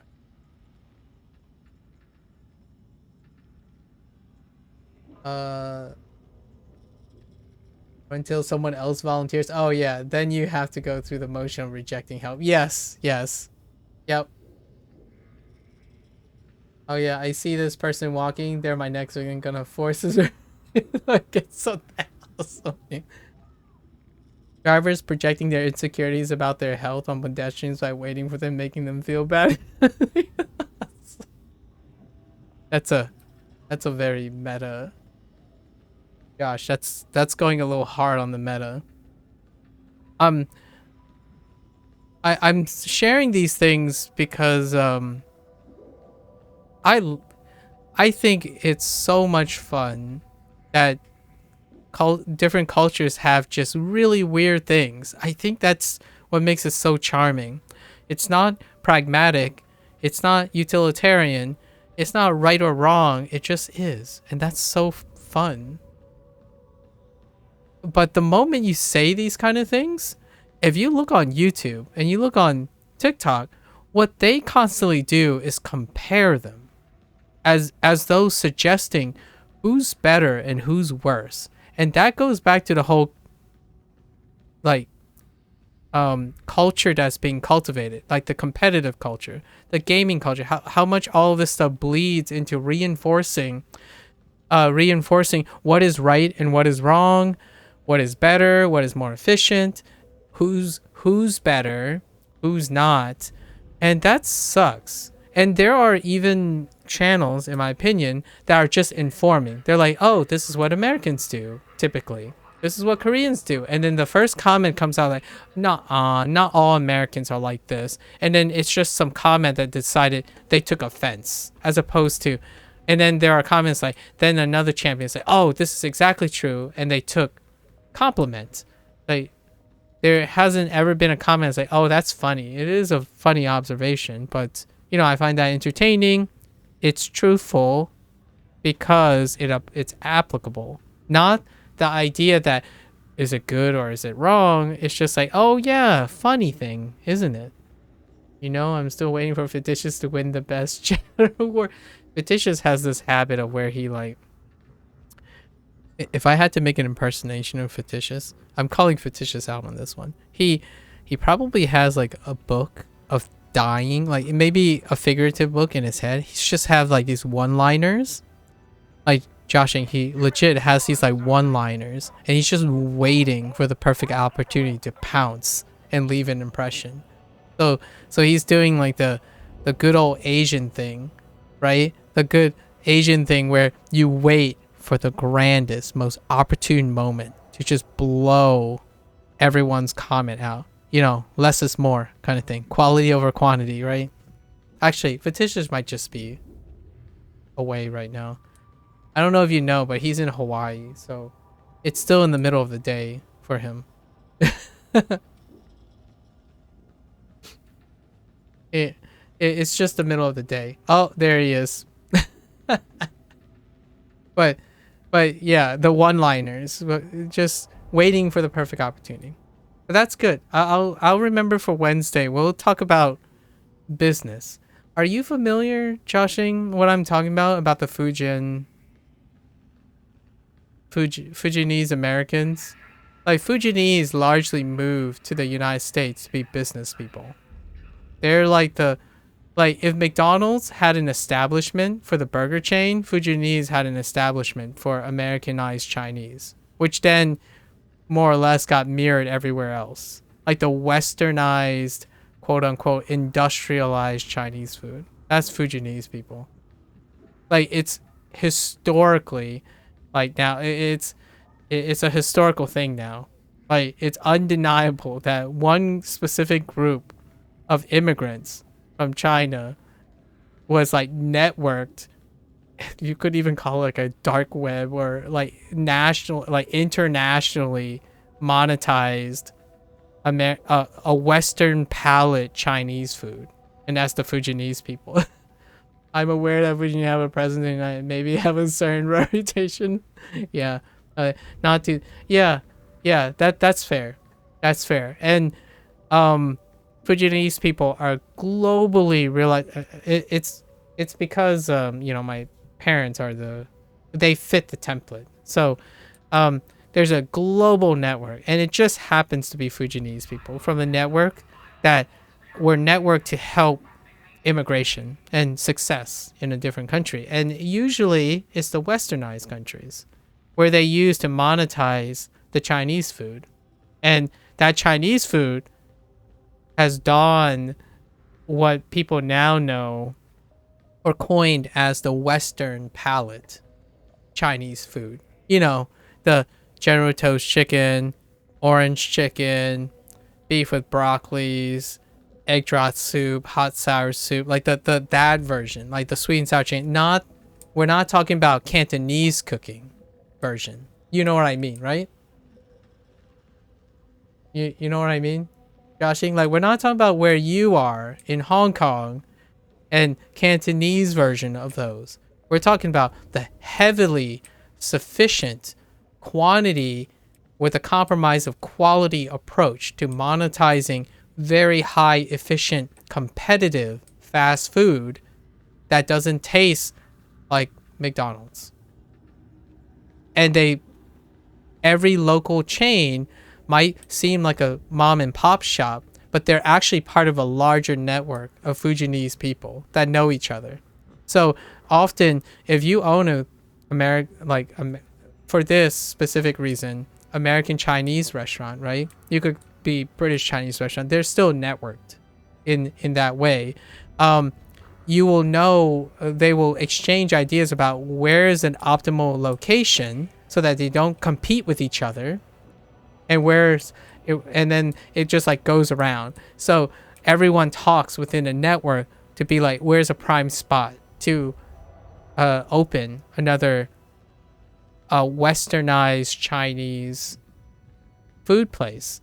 And it's usually for efficiency and low cost. So it was playing on to compete with the westernized industrial fast food industry. But you don't have a multi-billion-dollar like mom and pop operation. Instead, you have a whole network of mom and pop operations that seem like they are owned by different people, and operate it for their own gains, but it's more of a communal effort. So you have this really weird extrapolation of Chinese nationalism, like the communal aspect, taking advantage of the fast food industry, what was expecting of the fast food industry. So now you just have this thing where you eat Chinese and you're thinking, wow, this is way faster than fast food, like a burger and stuff. It costs less and it's just sufficiently higher in quality, not compared to like a chef's kiss in China, but it's way, way better than the competitor in convenience. And that food was made specifically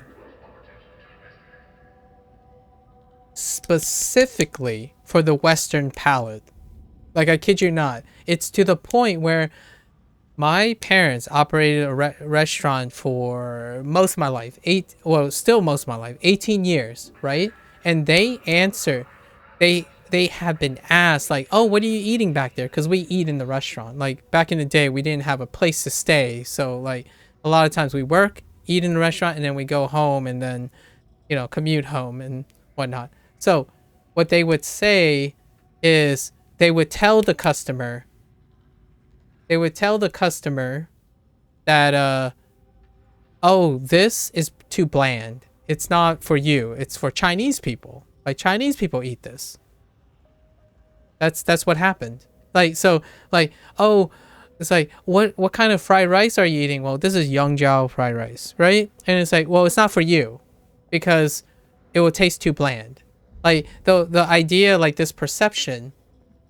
Yeah, the perception is Chinese cooking for Chinese people can be very subtle. It can be nuanced. It can be, like, not as intense. Like, for example, sugar, sodium, like, that stuff, it's just regulated differently. And it doesn't agree with the palate. It doesn't fall in line with, like, fast food restaurants and whatnot. So the westernized Chinese food, it's a version of the Chinese food at home that you would serve for yourself, but it's appropriating to the palate.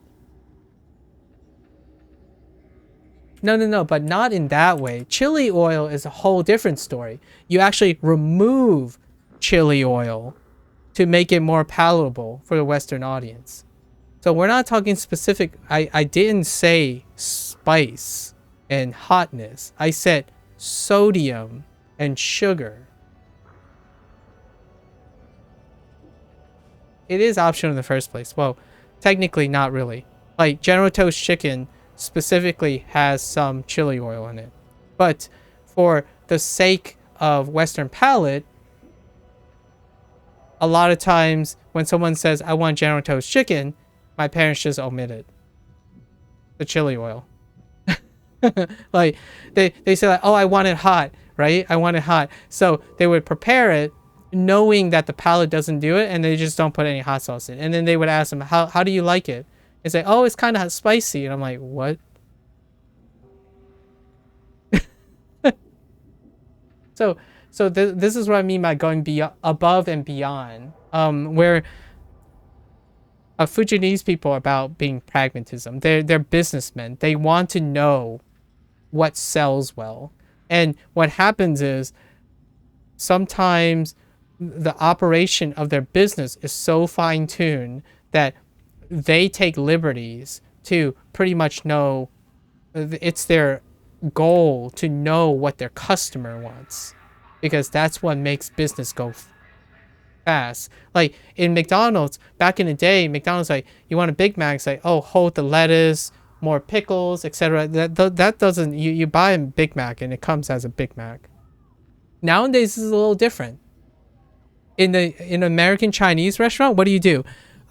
Hey, can I have chicken and broccoli, but just like the black sauce and the chicken? But can I have less broccoli, like just a little less, and like can you like put more? That's what my parents dealt with. And you know what?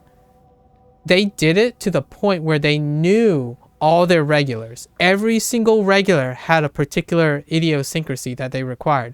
Like, oh, I want my stuff extra hot. And they do it. Eventually, like, that person can handle the spice. My parents, like, there you are, extra spicy. Like, they would order their normal thing, and my parents would already obligate themselves to know all the finer details of the little mix that they have to do, right? Like, the difference in it.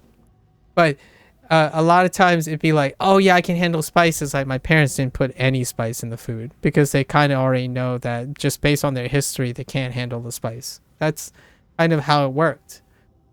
And, or, you know, happy customers, they bend over for backwards for the catering. As an actual authentic Chinese learner, because it's too complicated to explain in YouTube comments, that has to be short enough to be readable at a glance instead of people often immediately making anything of the so-called wallow text, like what this guy is thinking about writing an essay. Chinese takeout boxes are real. Yeah, Chinese takeout boxes are real. That's right, we know you better. The idea is there's a level of trust when it comes to Asian food. Like, you know how one of the things that are different from Western to Eastern culture is like the idea of including self-serve stuff like salt shakers, right? Salt shakers and hot pepper shakers. Like, my parents, when I go eat, they put the food on the table. It's like, you're gonna like it. But my sister and I had become Americanized, so occasionally we would like ask our parents to like buy chili oil or something, and then but they would still prepare it. So we would request the thing, right? And they would still prepare it. Like, as though like, yeah, I got you. But don't ask for something when it's already prepared for you.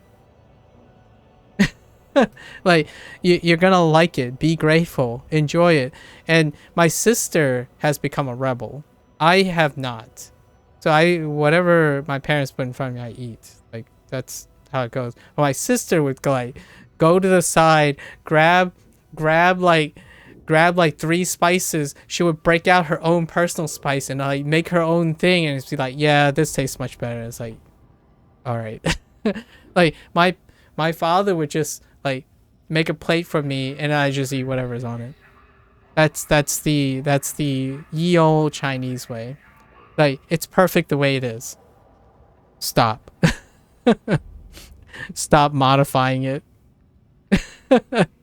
Don't you dare modify what you have on your plate, or else you're gonna get an earful from your parents, like, or from the person preparing. Don't you dare modify your, like, it's become less seldom now. Like, for example,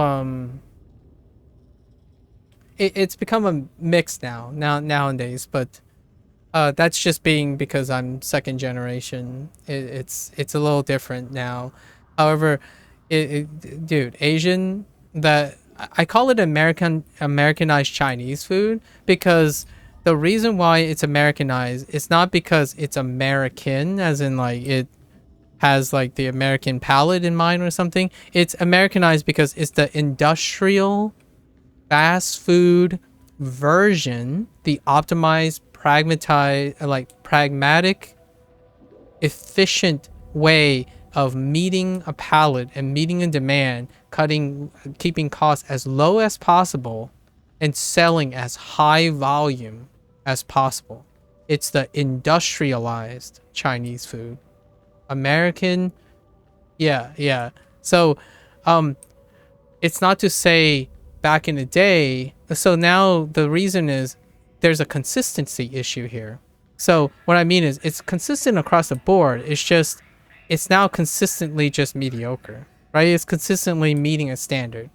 It's not going to go above and beyond, which is why when people talk about authentic Chinese food, a lot of times people use that word authentic as in higher quality. It's like, listen, if you can make a full meal at 40% of your competition's cost rapidly enough to serve a whole day's worth of customers and still manage to serve that stuff you find at fine dining restaurants, then you can use the phrase authentic Chinese for me.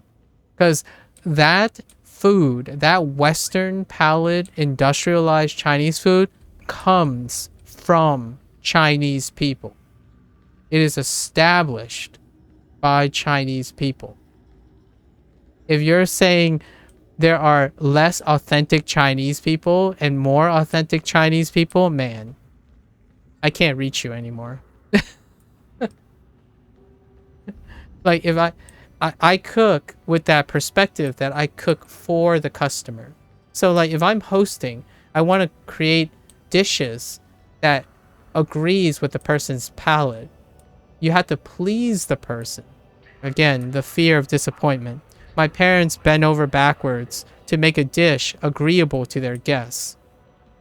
If that is not authentic, that is destroying the faith, the culture of the very like core of Chinese culture. Like Americanized Chinese, like that industrialized Chinese is a great reflection of the Chinese culture.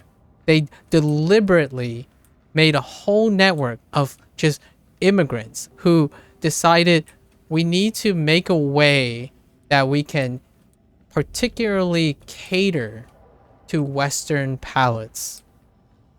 If that's such an embodiment of face culture.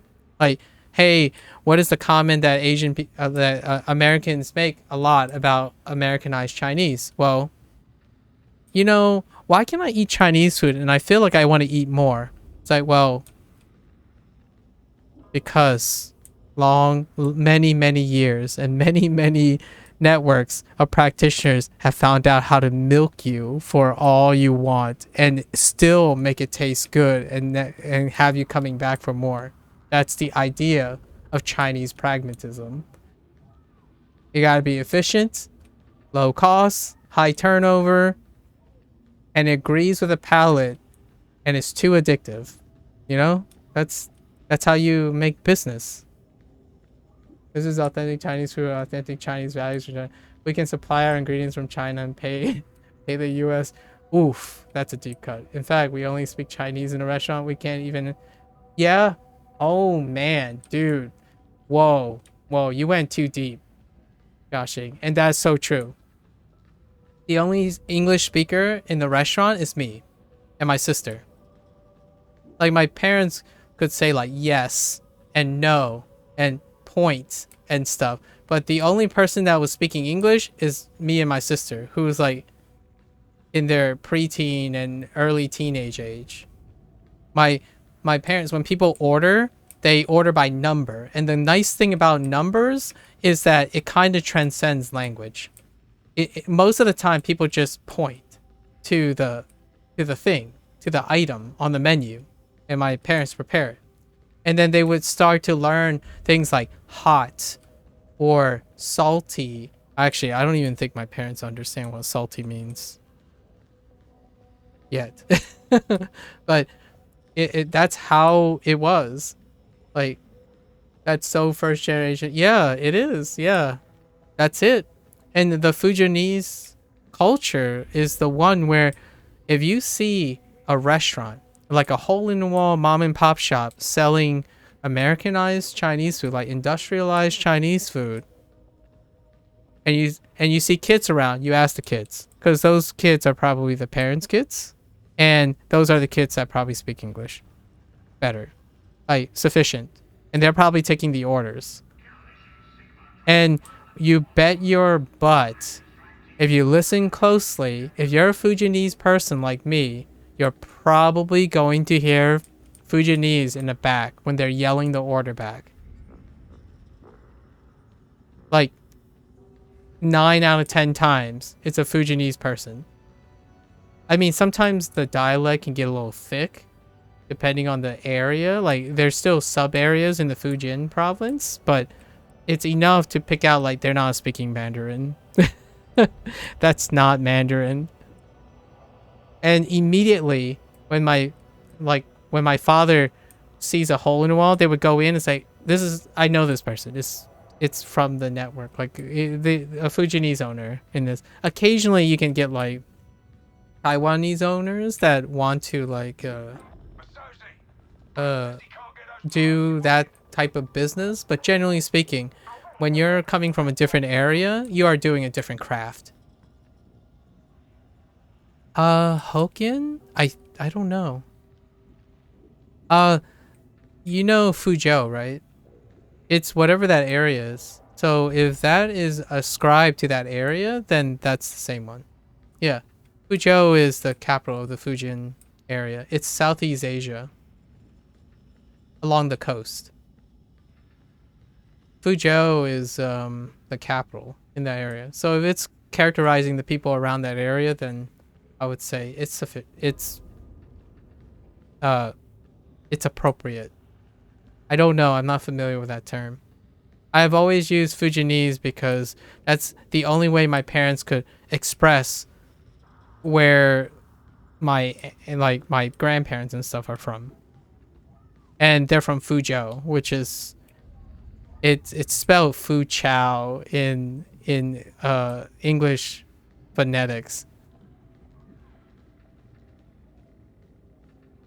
Isn't that how you say Fujin in Fujianese?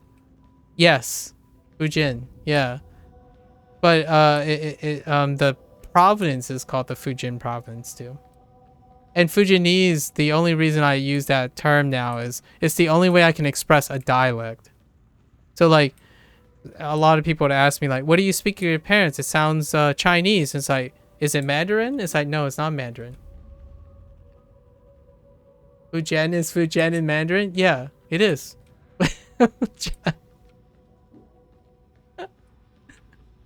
It's confusing, but that's yeah, that's it. Yeah. It's the area. That's the area. Isn't okay? Fujian. I don't know. Josh, Josh, I don't know. I don't speak. I listen. Is it? I have no idea. As your parents, my parents don't speak English, dude. How the heck am I supposed to ask them with English pronunciations of the word? Wait. Let me try to pronounce it. Uh, oh,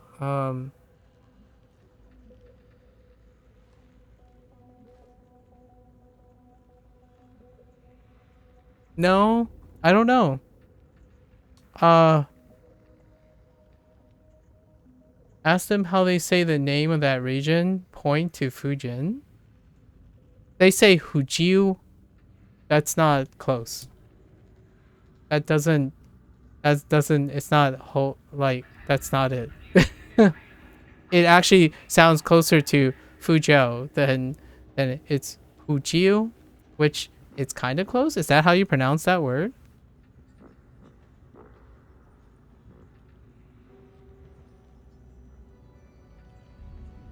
Yeah, I mean it sounds like an HOKKIEN,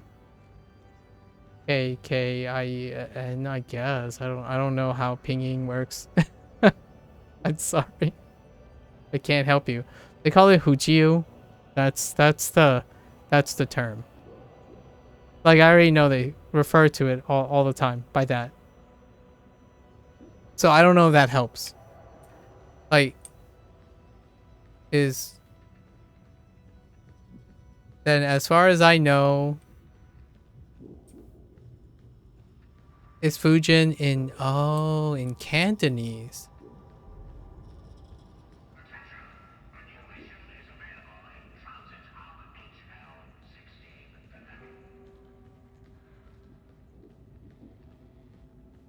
I'll ask my parents later. I'll try to get them to are so do you want my parents to say are you asking me to ask my parents to say what kind of people they are in Cantonese or Mandarin?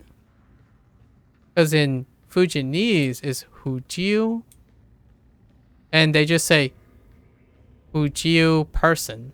So Hujiu Neng. That's what they would say. And Hujiu is Fuzhou. So whenever my parents, when I have to ask my parents where they're from, they're saying Hujiu. They're from Fuzhou, which Fuzhou is translated to also Fujin, like Fujin people. They say the city, but it happens to be also how they refer to it. What are they? They're not American. They're first generation. You Papega? They're from Fuzhou. Like, they're literally from Fuzhou. Like that's where they're from. Like, that's where they immigrated from.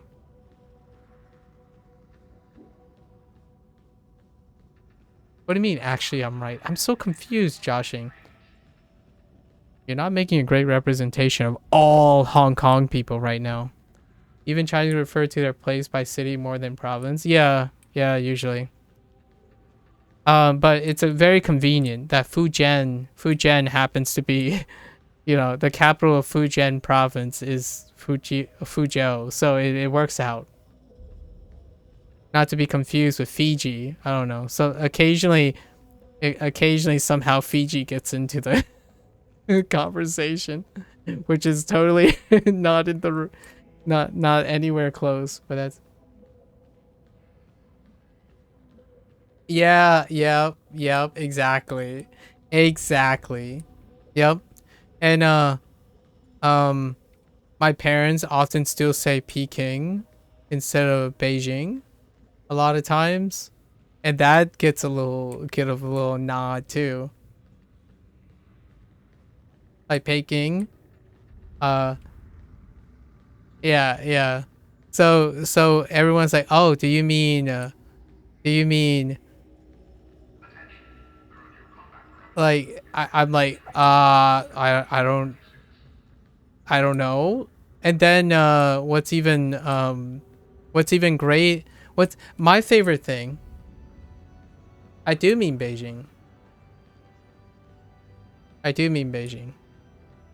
But they say it with an accent, like a weird accent that I can't mimic. So is that what people ask? I mean, what do you mean? Oh no, they talk about politics all the time. So Beijing, uh, Shanghai, like people, right? It gets filtered into the conversation a lot, and then you can pick it up, or like at least I can hear them say it. Here's one that I feel it's a great affirmation since we're weebs, right? Joshing, you're a weeb, right? I'm a weeb. Letitius might not be a weeb. He's like really cultured. He ascended beyond weebhood, right? Right? I'm just like deliberately fishing for a fictitious comment. What'd you call it? You know how Chinese people call Japanese people? It's like, yeah, I don't know where Japan comes from. Like, where the heck did Japan come from? Instead of, now this is weird because I don't know how Americans pronounce, do they say Nippon? No, they don't, right? Like, my parents use the old phrase, the one that the Chinese people use to designate the Japanese island, and that's Nippon, which is kind of what I don't know if Japanese people ever use the term Japan. If you know what I mean. They do. There is this one anime. Do you remember the bread making anime? Japan? That's like a pun off pawn being bread. And then that's the only time I've ever heard that the phrase Japan put together in the phonetics. But it's Nippon, as in the way, I don't know what the American pronunciation is. Like Nippon? Probably. But yeah, I have no idea where Japan came from. To this day, I still haven't bothered looking up why Japan became the default. Dang, this restaurant dare call the capital of our beloved country by... Wait. Which one's which?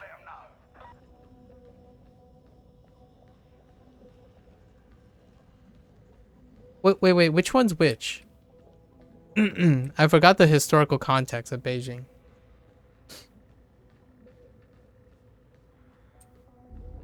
Hey, don't get me started on the kimchi thing, Joshing.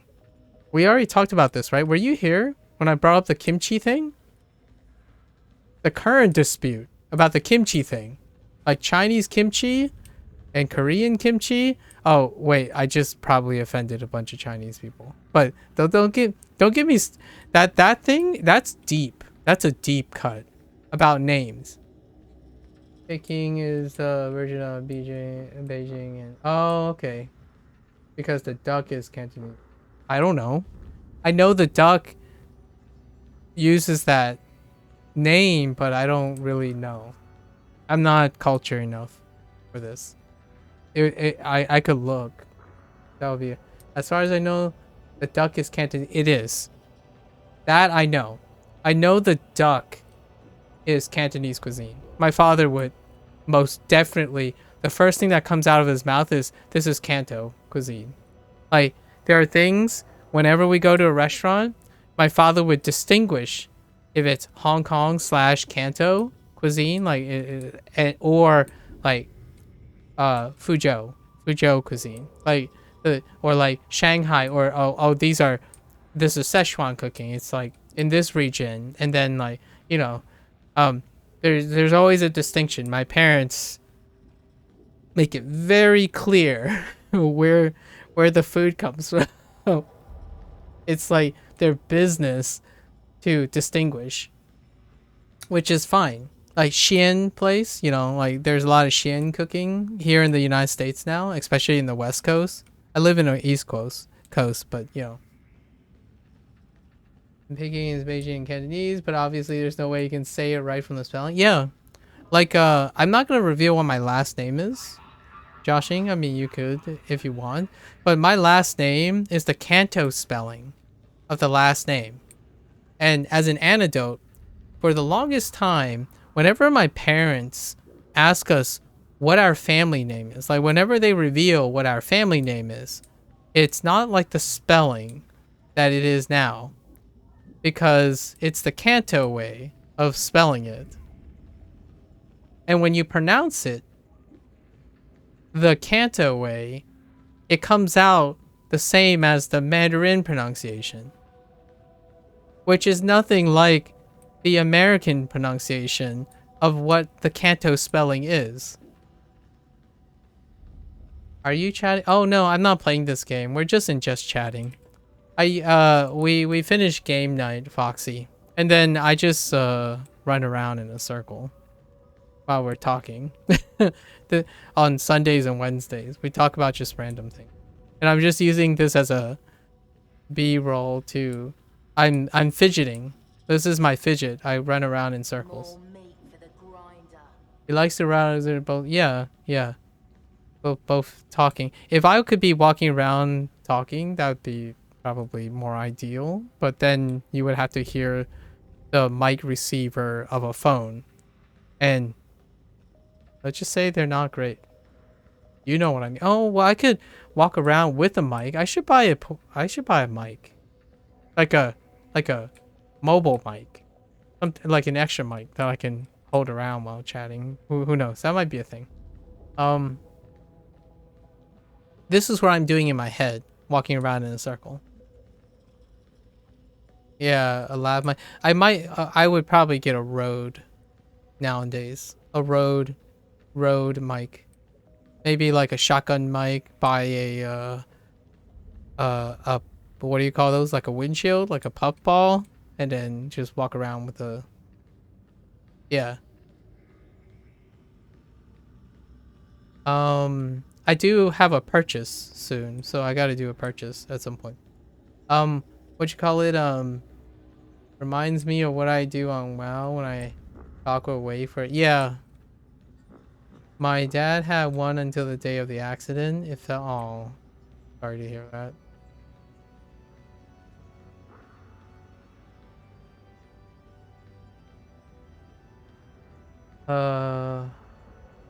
Where were we? Oh yeah, cuisines. Cuisines. Dude. Uh, man, there's some Kanto cuisines I do miss.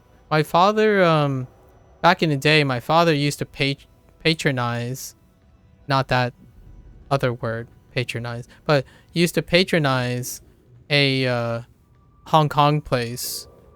Hong Kong place in, Chinatown, in Manhattan, New York City, Chinatown. It was fantastic.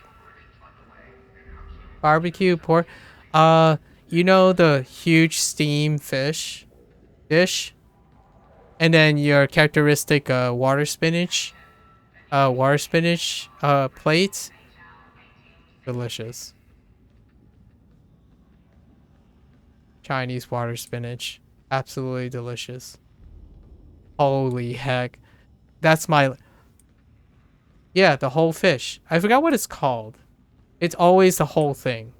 And I don't know what kind of fish it is. But it's like, I, I don't know if you, I don't know what the dish is called.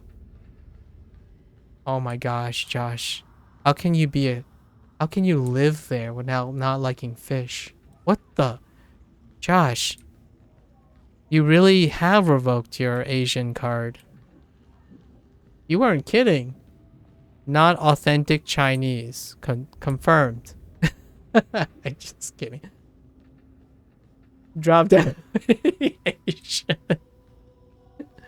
It's fine. It's understandable. Fish is a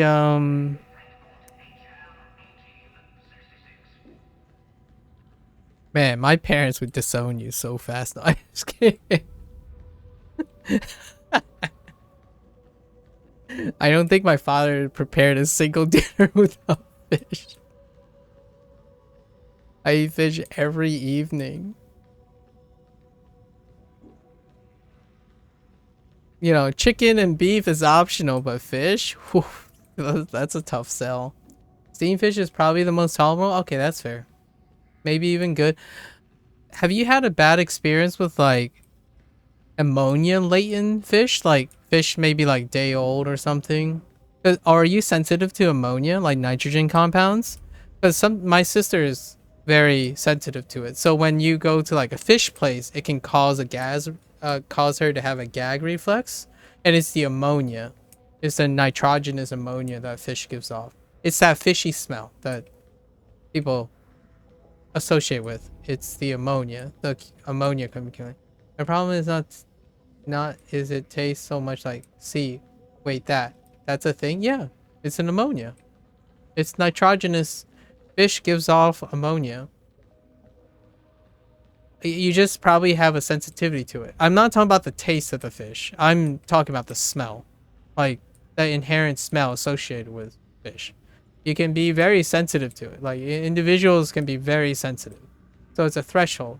Yeah, and my sister will eat fish as long as it's caught, you know, washed, gutted, steamed, and then, like, it's rid of the ammonia. Like, it's really clean things. Like, for example, sashimi, sushi.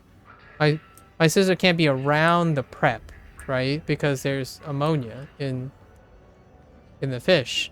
But she can consume it, provided it's prepped. And then, like, prepped well. And usually sushi is very safe, sort of. The reason why I say that is because in the United States there's, like, industrialized sushi as well. You know what I mean? Because, like, in the United States there's Americanized versions of everything, the industrialized versions, and those can be a little bit sus. Don't taste the fish. Yeah, yeah. So the thing is, fish. When you mean it tastes like fish, you're talking about the ammonia part of the fish. Like fish tastes great, but it's not the fish taste that most people are tasting. It's the undesirable part. So like sashimi doesn't really taste like the undesirable part of the fish because it's prepped well. What I mean is like the undesirable part is associated with something that isn't typically in a well prepared fish. So basically, people are not preparing. Well, here's the thing, Josh. Like for example, when you get your banana, right? We can't. No, no. But it's difficult, Josh. Fish, it's very difficult. Like you know, like for example, in Hong Kong, I bet if you walk around, there's probably fish tanks, right? Tanks with fish in it. Well, what do you think is in the fish tank? They want to keep the fish tank clean for sure, like as clean as possible. But there are fish still inhabiting the tank. What do you think is being excreted into the tank? Like, if you go to the ocean, does it smell like ammonia fishiness? No, because the ocean is diluting that. But it's difficult to house the natural. It's kind of like saying you're going to the bathroom and you don't want to smell urine. Well, they can do a lot to cover up, you know, urine smell, but it's going to be there. Yeah, no, dude, dead fish. Whew. Yeah, that's ammonia. That's decomposition. It's nitrogenous decomposition. What you're smelling is your sensitivity to decomposing, basically decomposing protein. But yeah, ammonia is your worst nightmare. Uh, at a previous job. Uh-huh. Go on. Oh, rip. Yikes. Yeah, that'll do it. My sister gets a gag reflex right away. In fact, one thing that Chinese people eat a lot is fish balls. And even the fresh fish balls can cause my sister to have a gag reflex. Because until they're boiled and like really, really hard cooked, like cooked through, you can still get some ammonia from the prep. So have you ever have frozen fish balls? If they are made like maybe like frozen a bit later, they can still have ammonia.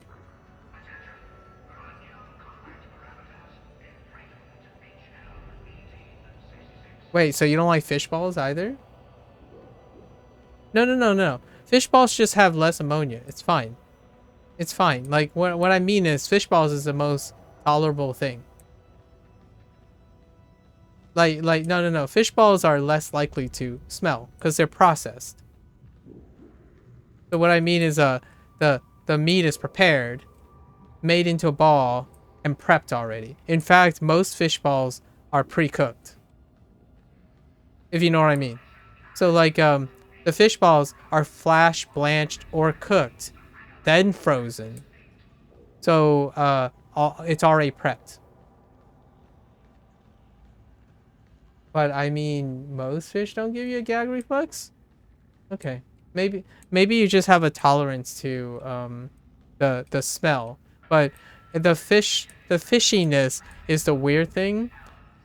For me, here's the thing.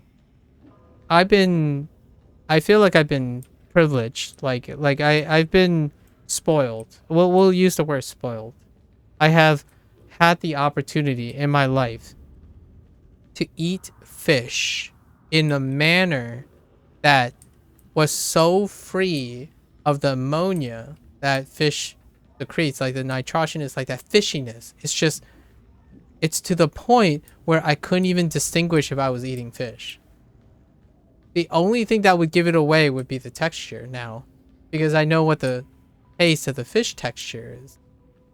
But it would be difficult to distinguish because it was so great. It was prepped so well.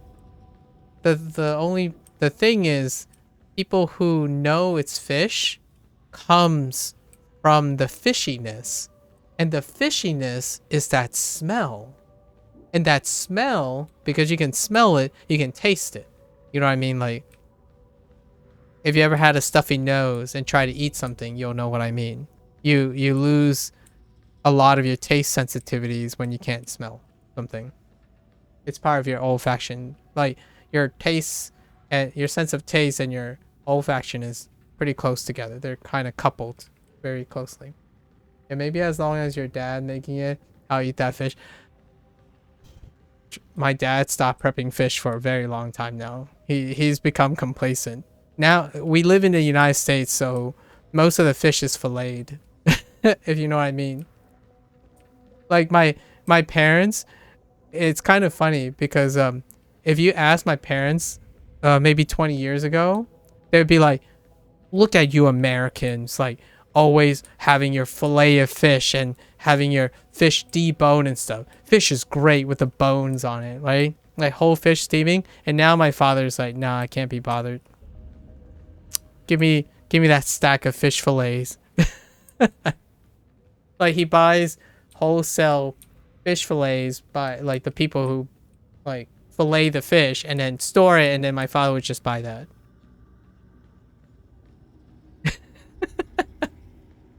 But here's the caveat.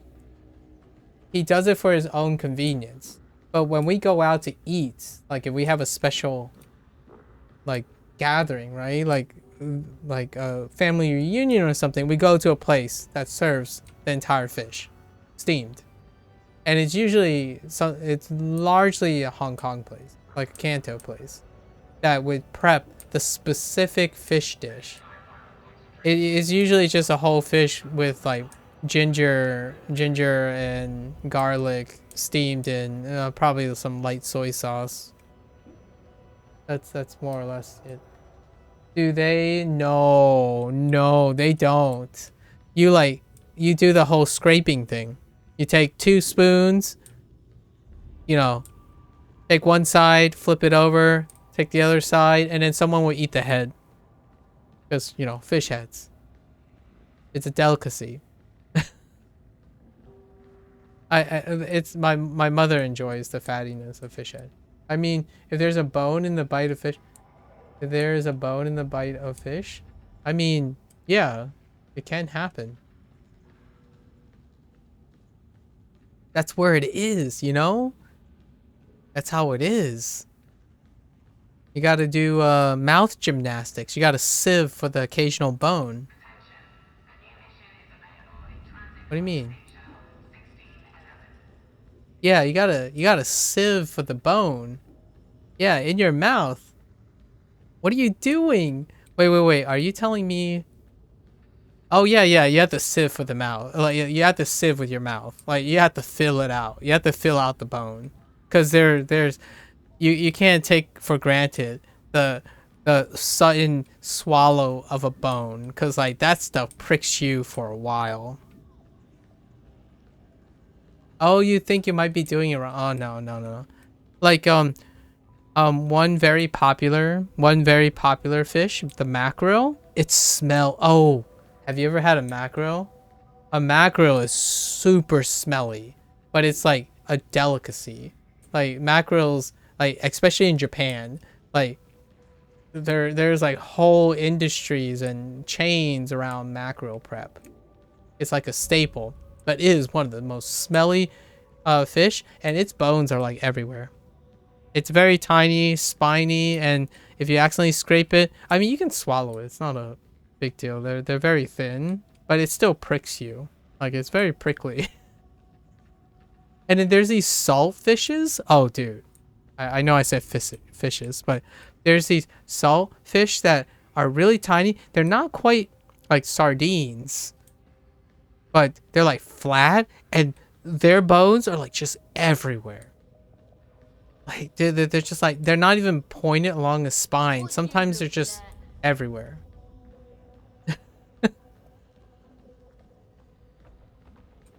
It's kind of like chicken feet, right? You just got to navigate.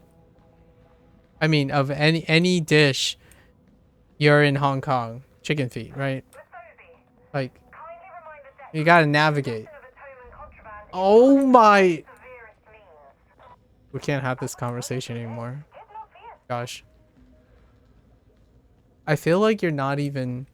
I feel like you're not even like. Your family don't do that? Oh, that's interesting. That's your whole family don't do that? That's ain't about that chicken feet life. What about pig trotters?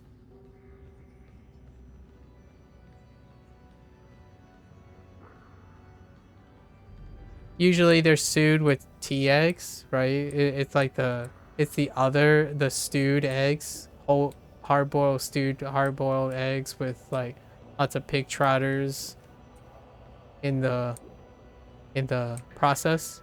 I don't know if you're familiar with the term pig trotters. It's pig's feet, but they're called trotters. No, we're not talking about pickles pig's feet. We're talking about stewed. Okay, weird. We'll talk about this more. I wanna pick your brains about Kanto cuisine and stuff. Um, what I can say about Fujianese cooking, my parents always say this in a hyperbolic way.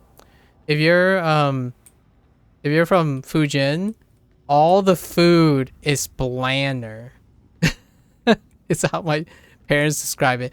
It's like, you know, all you American friends think that Chinese food is like so heavily spiced and filled with salt and stuff. It's like it's because we made it so that it agrees with their palate. Like it's all flavorful.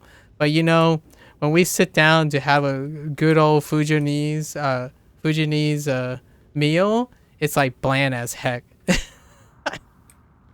And what I mean by bland is it's void of spices. It's uncharacteristically void of spices. It's more about the natural flavor of the uh more about the natural flavor of the ingredients.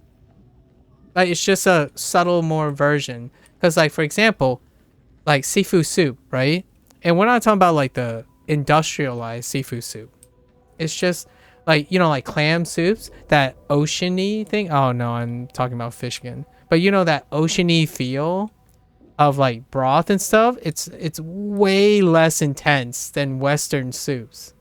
Like soup, noodle soup. They're just the ones that people are generally associating with like massive flavor and all that stuff. It's like Xi'an province and then like Shanghai cuisine, like things like Szechuan cooking and stuff.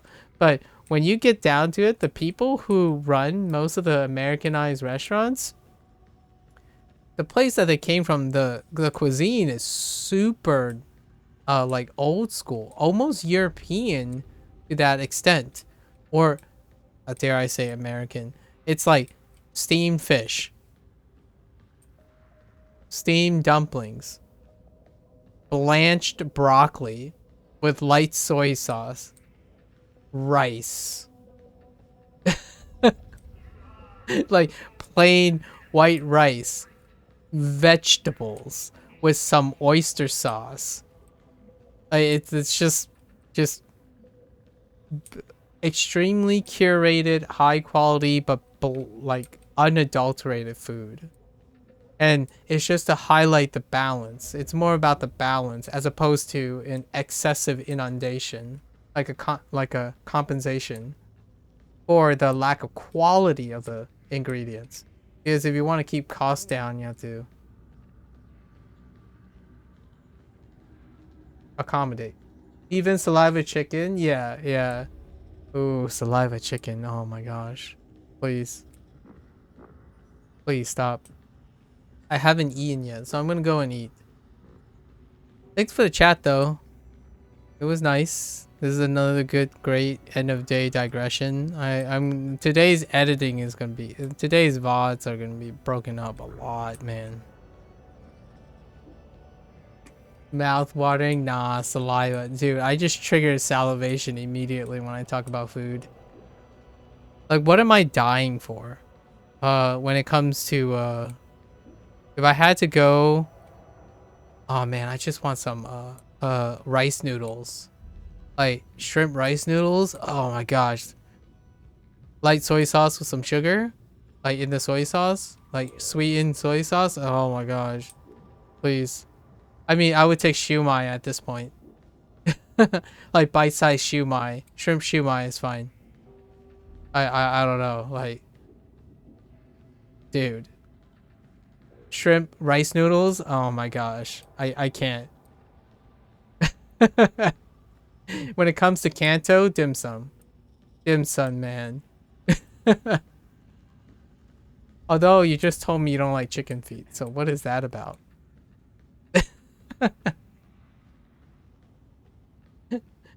Okay. I'm gonna stop taking jabs at your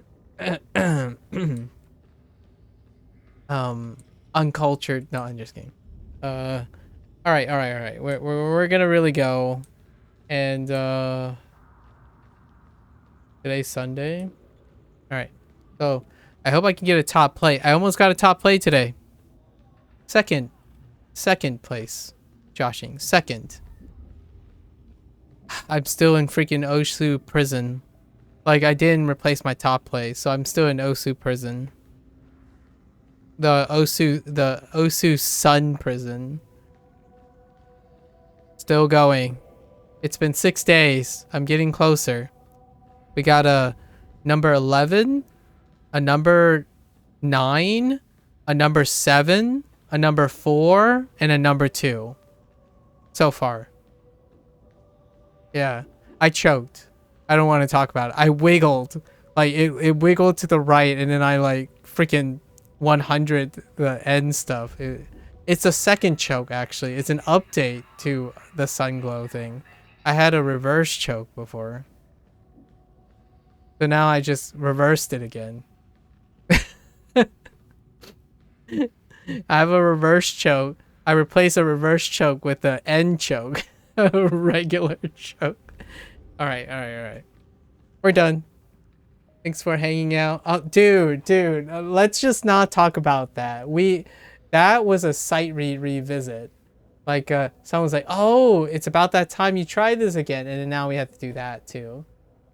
Like, there are so many of them. Like, the Aaliyah song is also Loac. All of them are kind of Loac, so we're just gonna go through and try to get one of them to top play. Anyways, we'll talk about it later. All right. As always, thanks for hanging out, guys. Stay safe. Stay happy, please. Stay healthy. Yeah, more about that later, you know? Live with intent, folks. If I had to say anything, each day try a little bit more and live with intent. And bring back stories so we can talk about it. All right. Okay. Until next time, take care. Bye.